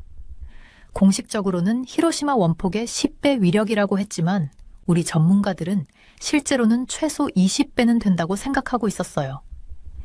이 미사일은 대기권으로 다시 들어올 때 마하 20 속도로 움직여서 유럽에서 북경까지 30분 만에 닿을 수 있었습니다. 유럽 국가들의 가장 큰 문제는 방위비를 늘리기 위한 돈을 어디서 구할까 하는 거였어요. 제가 브뤼셀과 파리에서 연구한 바로는 1950년대에는 유럽 주요 국가들이 GDP의 10%를 국방비로 썼었어요. 하지만 2023년에는 독일이 1.5%, 프랑스가 2.1%, 영국이 2.3%밖에 안 썼어요. 폴란드만 예외적으로 3.8%를 쓰고 있었죠. 군인 수도 많이 줄었어요. 영국은 1985년에 30만 명이었던 군인을 2020년에 15만 명으로 줄였고 독일은 4,700만 명에서 1,800만 명으로 줄였었죠. 이렇게 군사력을 줄인 대신 복지를 늘렸어요. 2022년 기준으로 유럽 국가들은 GDP 대비 미국보다 2대에서 3대까지 많은 돈을 복지에 쓰고 있었습니다. 저는 여러 유럽 정부에 자문을 제공하면서 3가지 선택지를 주었어요. 1. 복지 예산을 줄이거나 세금을 더 걷어서 국방력을 키우는 방법. 2. 국가 부채를 늘려서 당장 필요한 돈을 마련하는 방법. 3. 미국을 설득해서 예전처럼 안보를 보장받는 방법이에요. 하지만 세 번째 방법은 이제 거의 불가능해 보였어요. 프랑스의 핵전력을 유지하는 데는 매년 40억 유로, 한화 6조 5천억 원가 들었고 올해는 60억 유로로 늘어날 전망이었어요. 유럽 각국이 국방비를 미국처럼 GDP의 3에서 5%로 올리려면 교육, 보건, 환경, 사회복지 같은 공공예산을 최소 10% 이상 줄여야 한다는 분석도 있었습니다. 저의 최근 연구에서 프랑스와 다른 나라들의 군사력을 비교했어요. 놀랍게도 대한민국과 비교했을 때 프랑스는 육상 전력에서 많이 뒤처져 있었어요. 한국이 전차 2,500대를 가지고 있는데 프랑스는 겨우 22대, 자주포는 한국이 3,100여 문, 프랑스가 108문을 가지고 있었어요. 견인포와 다연장 로켓포는 한국이 각각 4,863문과 500여 기를 가지고 있는데 프랑스는 거의 없었죠. 바다에서는 차이가 좀 적었어요. 한국이 200척, 프랑스가 128척의 함정을 가지고 있었거든요. 프랑스는 항공모함 1척과 헬기 모함 3척을 가지고 있어서 바다에서 작전을 하는 데는 더 유리했어요. 공군력에서는 프랑스 912기가 한국 116기보다 비행기를 더 많이 가지고 있었지만 이건 프랑스 주변에 있는 나라들이 대부분 친구라서 비행기를 많이 필요로 하지 않았기 때문이었어요. 하지만 이제 상황이 완전히 달라졌어요. 러시아가 우크라이나 일부를 차지하고 발트해와 근처 육지까지 군대를 두는 상황에서 프랑스는 다시 무장을 할 수밖에 없었어요. 가장 빨리 군사력을 키우기 위해 핵무장을 강화하고 있었죠. 저는 최근 몇 년간 프랑스와 독일, 폴란드 등 유럽 국가들의 국방 관계자들과 함께 일하면서 유럽의 미래 안보 구조를 만드는 데 참여하고 있었어요. 미국의 보호가 더 이상 확실하지 않은 상황에서 유럽은 스스로 방어 체계를 만들어야 했습니다. 냉전이 끝난 후 수십 년 동안 군축을 했는데도 대한민국보다도 약한 국방력을 가진 프랑스가 여전히 군사 강국으로 불리는 이유는 바로 핵무기가 있기 때문이에요. 프랑스는 유럽에서 러시아와 맞설 수 있는 몇 안 되는 나라였습니다. 독일은 전쟁을 일으킨 나라라서 다시 강한 군대를 갖는 것에 대한 걱정이 있었고, 영국은 유럽 연합을 떠난 후 유럽 안보에서 애매한 위치에 있었어요. 그래서 유럽에서 러시아의 침략을 막아줄 마지막 보루는 프랑스밖에 없었죠. 제가 최근에 쓴 보고서에서 강조했듯이 유럽이 다시 독립적이고 강한 방위 체계를 만들기 위해서는 프랑스의 핵무장 강화와 함께 유럽 전체의 방위 협력 체계를 만들어야 했어요. 핵무기는 당장 러시아와의 군사력 균형을 맞추는 데 효과적이지만 장기적으로는 일반 군사력도 키우고 통합된 방위 시스템도 필요했습니다. 지금 80년 전 미국이 동유럽을 스탈린의 소련에 넘겨준 실수를 반복하지 않기 위해 프랑스와 유럽은 다시 무장하기로 했어요. 프랑스를 중심으로 한 유럽의 핵무장 강화는 그냥 국방정책이 바뀌는 게 아니라 냉전 이후 세계 질서가 근본적으로 다시 짜이는 것을 의미했습니다. 저는 여러 회의와 자문을 통해 역사는 반복되지만 힘을 가진 나라만이 평화를 유지할 수 있다는 진리는 변하지 않고 있어요. 라고 강조해 왔었어요. 유럽이 평화와 안보를 유지하기 위해서는 이제 스스로 방어할 수 있는 힘을 키울 때였어요. 그리고 그 중심에는 프랑스의 해구산이 있을 거였습니다. 프랑스 국방부와 함께 연구를 하면서 알게 된 사실이에요. 현재 중국이 보유한 핵탄두는 400개에서 500개, 그리고 이 뒤를 290개의 프랑스가 뒤쫓고 있었어요. 이게 무슨 뜻인지 아세요? 프랑스가 세계에서 세 번째로 많은 핵무기를 가진 나라라는 거예요. 영국은 225개밖에 없었죠. 그런데 영국과 프랑스는 큰 차이가 있었습니다. 영국은 미국에 많이 의존하고 있었지만 프랑스는 완전히 혼자서 핵무기를 만들고 관리했었어요. 어떻게 프랑스가 이렇게 많은 핵무기를 갖게 되었을까요? 저는 이 질문에 대한 답을 찾기 위해 오래된 기록들을 뒤져봤어요.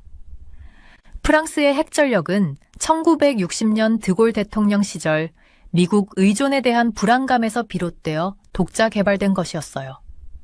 드골 대통령은 매우 자존심이 강한 사람이었죠. 그는 항상 이런 질문을 했었습니다. 파리의 안전을 위해 뉴욕을 희생할 수 있겠는가? 정말 날카로운 질문이었어요.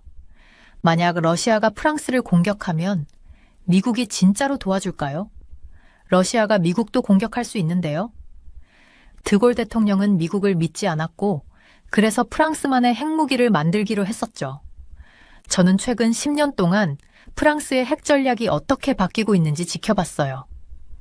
예전에는 프랑스가 자기 나라만 지키려고 했었어요. 하지만 지금은 유럽 전체를 보호하려고 하고 있었습니다. 마치 커다란 우산을 펼쳐서 모든 유럽 친구들을 비로부터 보호하는 것처럼요. 독일, 폴란드, 리투아니아, 라트비아 같은 나라들이 이 해구산 아래 들어오고 싶어 했어요. 정말 대단한 변화예요. 저는 친구들에게 자주 이렇게 말했었어요. 프랑스가 유럽의 새로운 보호자가 될지도 몰라요. 프랑스는 어떻게 핵무기를 사용할 수 있을까요? 두 가지 방법이 있었어요. 하나는 바닷속 깊은 곳에 숨어 있는 핵잠수함이었고, 다른 하나는 하늘을 날아다니는 특별한 비행기들이었습니다. 이 비행기들은 핵무기를 실어 나를 수 있었어요. 하지만 이것만으로는 유럽 전체를 지키기에 부족했습니다. 더 많은 핵무기와 비행기, 잠수함이 필요했어요. 핵탄두 하나를 만드는데 얼마나 많은 돈이 필요할까요? 저는 문서들을 살펴보면서 깜짝 놀랐어요. 정말 어마어마한 돈이 필요했거든요. 그리고 새로운 미사일이나 비행기를 개발하는 데는 약 10년이나 걸렸습니다. 정말 오래 걸리는 일이었죠. 프랑스는 최근에 더 많은 돈을 핵무기에 쓰기로 결정했어요. 왜냐하면 미국이 더 이상 유럽을 완전히 보호해주지 않을 수도 있다고 생각했기 때문이에요. 프랑스 대통령은 우리는 스스로를 지켜야 해요 라고 말했었죠. 저는 프랑스의 핵무기 시설을 직접 방문한 적이 있었어요. 정말 엄청난 보안 속에 있었죠.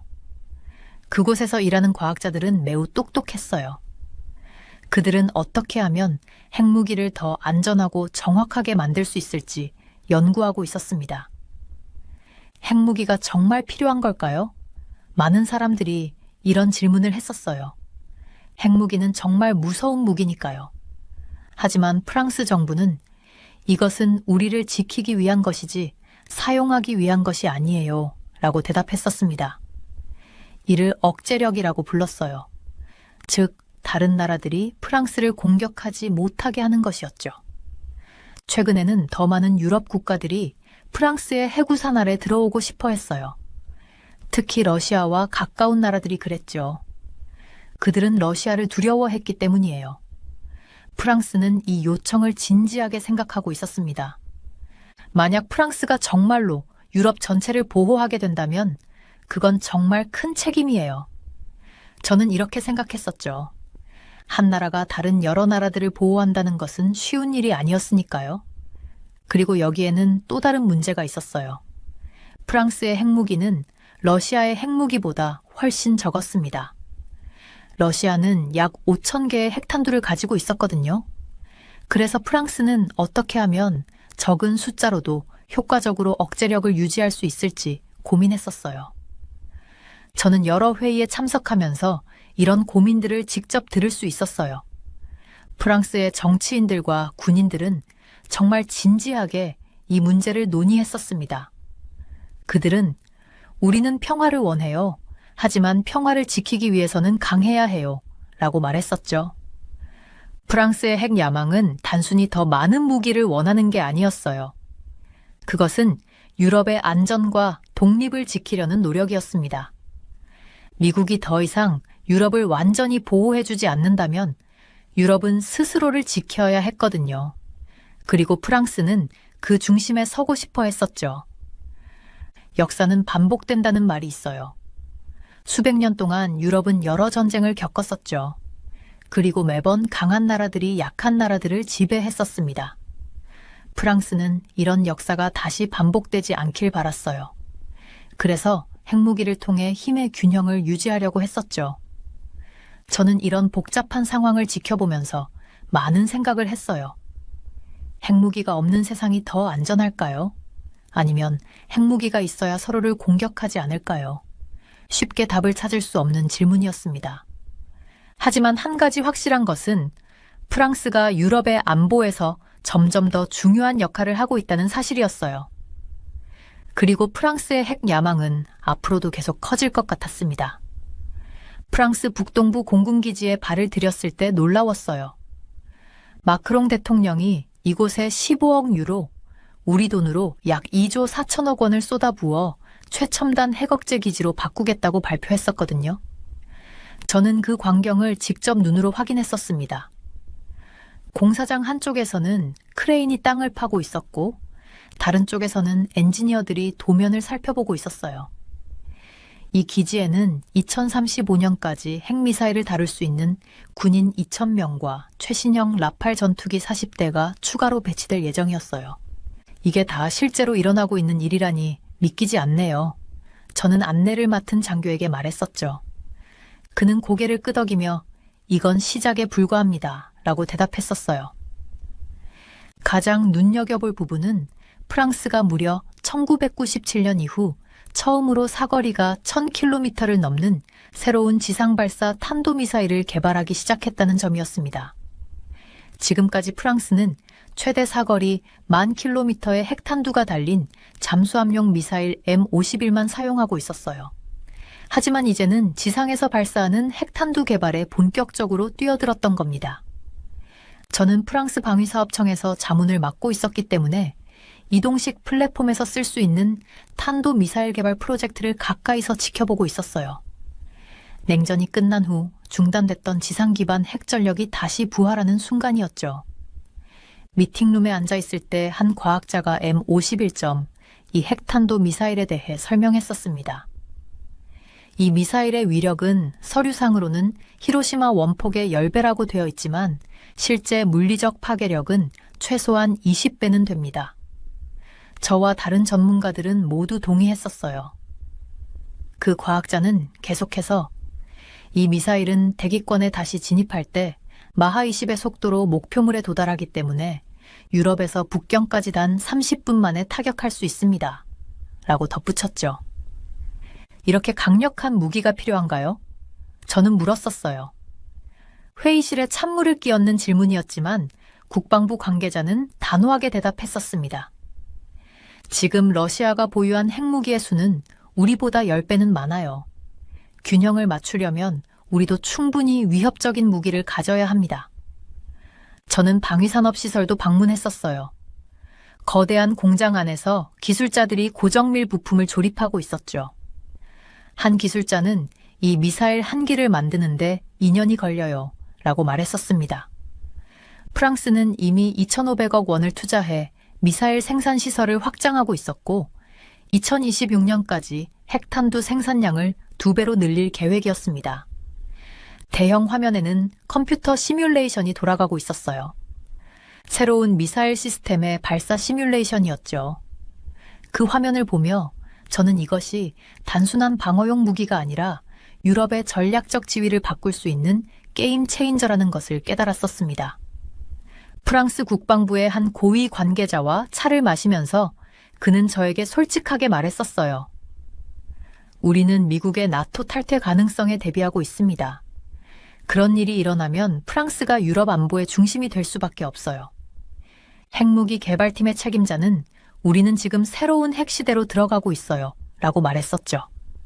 그는 지하 벙커로 저를 안내했는데 그곳에는 핵미사일 발사 시뮬레이터가 있었습니다. 저는 그 시뮬레이터를 직접 체험해볼 기회가 있었어요. 버튼 2개를 동시에 눌러야 미사일이 발사되는 시스템이었죠.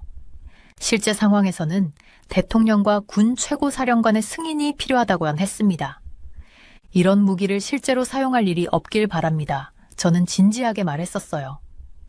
기술자는 그게 바로 이 무기의 목적입니다. 너무 강력해서 아무도 사용하고 싶지 않게 만드는 것이죠. 라고 대답했었습니다. 다음 날 저는 핵 잠수함 기지를 방문했었어요. 거대한 잠수함이 항구에 정박해 있었죠. 함장은 이 잠수함 한 척이 전 세계 대도시를 파괴할 수 있는 핵무기를 싣고 있습니다. 라고 설명했었어요. 프랑스는 현재 4척의 핵잠수함을 운용하고 있었고 이 척을 추가로 건조 중이었습니다. 새로운 지상발사 미사일 체계는 기존의 핵 억제력에 새로운 차원을 더해줄 거였어요.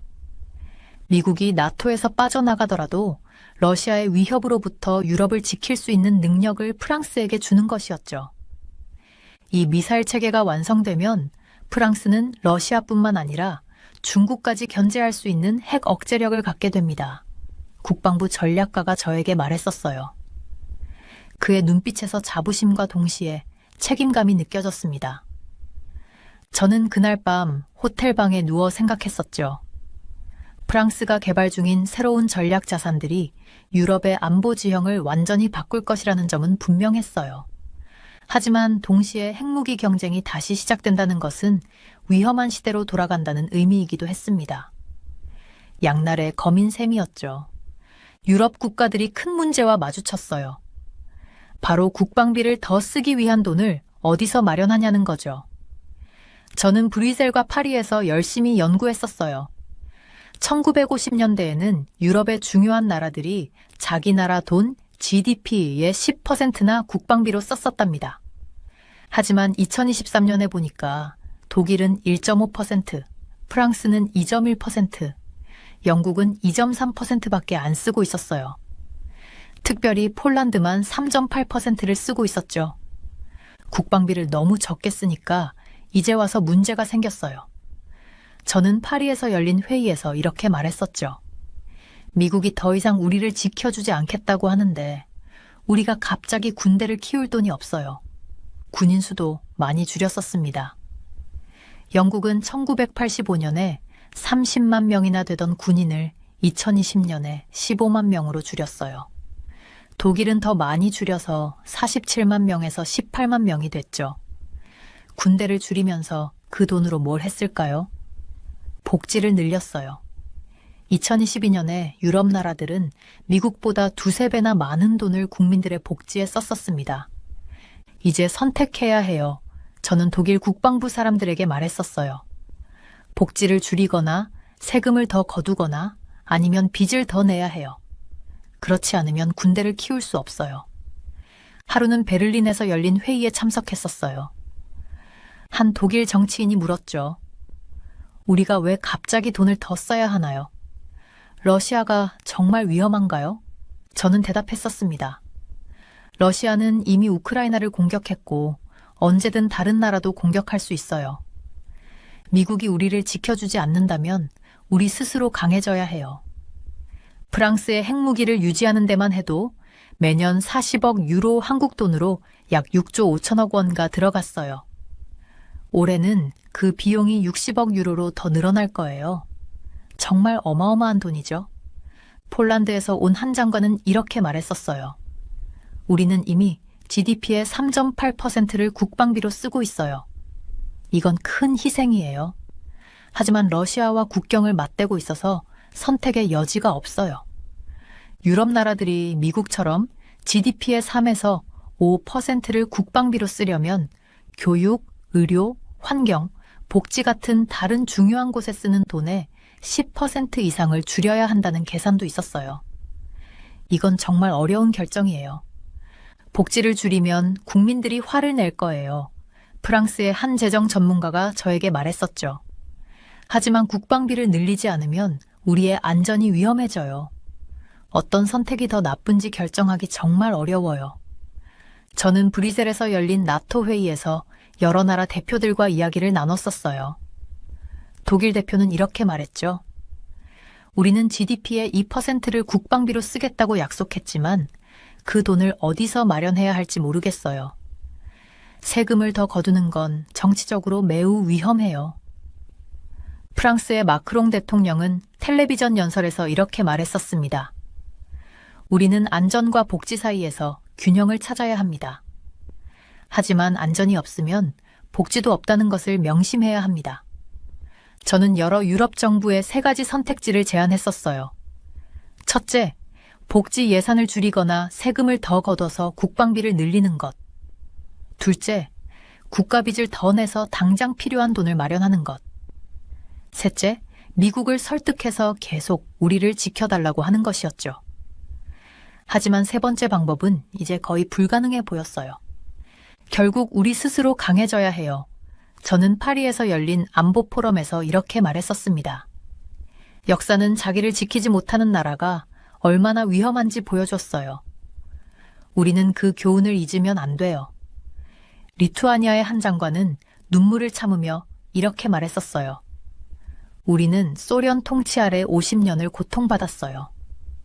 다시는 그런 일이 일어나지 않게 하려면 어떤 희생도 감수할 준비가 되어 있어요. 저는 폴란드 바르샤바에서 열린 안보회의에 참석했을 때 이런 말을 들었었습니다.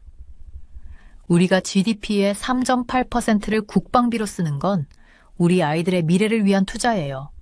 안전 없이는 미래도 없어요. 영국의 한 국방 전문가는 이렇게 말했었죠.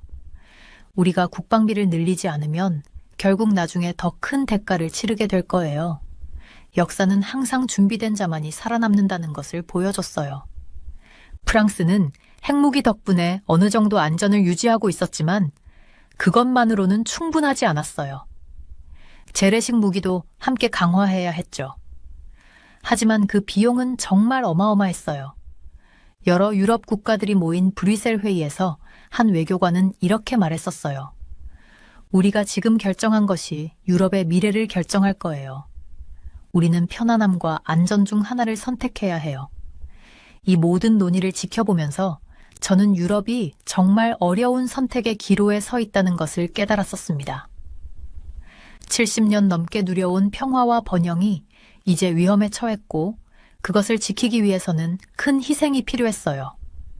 하지만 그 희생을 감수할 준비가 되어 있는 나라가 얼마나 될지는 아직 불확실했죠. 결국 이 모든 것은 하나의 질문으로 귀결됐어요. 우리는 얼마나 큰 가격을 치러서라도 우리의 자유와 안전을 지키길 원하는가? 이 질문에 대한 답을 찾는 과정이 앞으로 유럽의 미래를 결정할 것이었습니다. 저는 얼마 전에 프랑스와 다른 나라들의 군사력을 비교하는 연구를 했어요. 정말 놀라운 사실을 발견했답니다. 대한민국과 프랑스를 비교했을 때 프랑스는 땅에서 싸우는 군대가 생각보다 적었어요. 한국은 탱크를 2,500대나 가지고 있는데 프랑스는 고작 22대밖에 없었어요. 자주포라는 움직이는 대포도 한국은 3,100개가 넘는데 프랑스는 108개뿐이었죠. 끌고 다니는 대포와 여러 개의 로켓을 한꺼번에 쏘는 무기는 한국이 각각 4,863개와 500개가 넘는데 프랑스는 거의 가지고 있지 않았어요. 바다에서 싸우는 배는 차이가 좀 적었어요. 한국이 200척, 프랑스가 128척의 군함을 가지고 있었습니다. 프랑스는 비행기가 착륙할 수 있는 항공모함 한 척과 헬리콥터가 착륙할 수 있는 바해 3척을 가지고 있어서 바다에서 작전을 펼치는 데는 더 유리했습니다. 하늘에서 싸우는 비행기는 프랑스 912대가 한국 116대보다 훨씬 많았어요. 이건 프랑스 주변에 있는 나라들이 대부분 친구 나라들이어서 비행기를 많이 필요로 하지 않았기 때문이었죠. 하지만 이제 상황이 완전히 달라졌습니다. 러시아가 우크라이나의 일부를 차지하고 발트해와 그 근처 땅까지 군인들을 보내놓은 상황에서 프랑스는 다시 무기를 갖추는 수밖에 없었어요. 가장 빨리 힘을 키우기 위해 핵무기를 더 강하게 만들고 있는 거예요. 프랑스가 전에 가졌던 군대의 힘은 많이 줄어들었어요. 하지만 핵무기가 있기 때문에 프랑스는 여전히 강한 나라로 불리고 있습니다. 많은 유럽 나라들 중에서 러시아와 맞설 수 있는 몇 안 되는 나라 중 하나가 바로 프랑스였습니다. 독일은 과거에 전쟁을 일으켰던 나라라 다시 군대를 키우는 것에 대한 걱정이 있었고, 영국은 유럽연합을 떠난 후 유럽의 안보에서 애매한 위치에 있었어요. 그래서 유럽에서 러시아의 공격을 막아줄 마지막 보루는 프랑스밖에 없었던 거죠. 저는 프랑스와 유럽이 스스로 강한 방어 체계를 만들려면 프랑스의 핵무기를 강화하고 유럽 전체가 함께 협력하는 체계를 만들어야 한다고 생각했습니다. 핵무기는 당장 러시아와의 힘 균형을 맞추는 데 도움이 되지만 오랜 시간이 지나면 보통 무기도 늘리고 모두가 함께 방어하는 시스템이 필요했어요. 지금 프랑스를 중심으로 한 유럽의 핵무기 강화는 단순히 국방정책이 바뀌는 것이 아니라 냉전 이후 세계 질서가 근본적으로 다시 짜이는 것을 의미했습니다. 힘을 가진 나라만이 평화를 지킬 수 있다는 진리는 변하지 않았어요. 유럽이 평화와 안전을 지키려면 이제 스스로 방어할 힘을 키울 때였고 그 중심에는 프랑스의 해구산이 있을 거예요. 저는 최근 몇 년 동안 프랑스와 독일, 폴란드 같은 유럽 나라들의 국방 담당자들과 함께 열심히 일했어요. 유럽이 앞으로 어떻게 자기를 지킬지 계획을 세우는 일이었죠. 미국이 더 이상 유럽을 확실하게 지켜주지 않을 수도 있어서 유럽은 이제 스스로 자신을 지킬 방법을 찾아야 했어요. 냉전이 끝난 후 오랫동안 군대를 줄였는데도 대한민국보다도 약한 군사력을 가진 프랑스가 아직도 군사강국으로 불리는 이유는 바로 핵무기가 있기 때문이에요. 프랑스는 유럽에서 러시아와 맞설 수 있는 몇 안 되는 나라예요. 독일은 2차 세계대전 때 전쟁을 일으켰던 나라라서 다시 강한 군대를 갖는 것에 대해 사람들이 걱정해요. 영국은 유럽연합을 떠나서 유럽 안보에서 어디에 서야 할지 모호해졌고요. 그래서 유럽에서 러시아가 침략하려고 할 때 막아줄 마지막 보루는 프랑스밖에 없어요. 저는 최근에 쓴 보고서에서 이렇게 강조했었어요. 유럽이 다시 독립적이고 강한 방어 체계를 만들려면 프랑스가 핵무기를 더 강화하고 유럽 모든 나라들이 함께 협력해야 한다고요. 핵무기는 당장 러시아와의 힘 균형을 맞추는 데 좋지만 장기적으로는 일반 군사력도 키우고 통합된 방어 시스템이 필요해요. 지금 유럽은 80년 전처럼 미국이 동유럽을 소련에 넘겨주는 실수를 반복하지 않으려고 다시 군사력을 키우기로 했어요. 프랑스를 중심으로 유럽이 핵무기를 강화하는 건 단순히 국방정책이 바뀌는 게 아니라 냉전 이후 세계 질서가 완전히 새롭게 바뀌는 걸 의미해요. 저는 여러 회의에서 이렇게 말했었어요. 역사는 반복되지만 힘을 가진 나라만이 평화를 지킬 수 있다는 진실은 변하지 않아요.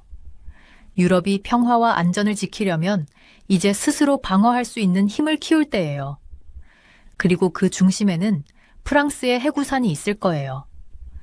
프랑스의 핵 능력은 유럽의 새로운 안보 체계를 가져올 거예요. 저는 이 변화가 얼마나 중요한지 직접 목격하고 있었어요. 파리에서 열린 비밀 회의에서 프랑스 장군 한 명이 우리는 이제 유럽의 방패가 되어야 합니다. 라고 말했을 때 그 방 안의 긴장감을 아직도 기억해요. 독일과 폴란드 같은 나라들은 프랑스의 핵우산 아래 들어오길 원하고 있었어요. 이건 정말 큰 변화예요. 예전에는 미국의 핵우산만 믿었거든요. 하지만 이제는 유럽 내에서 해결책을 찾고 있어요. 저는 폴란드 국방부 회의에 참석했었는데 그곳의 고위 장교가 우리는 러시아의 위협 앞에서 더 이상 미국만 바라볼 수 없어요.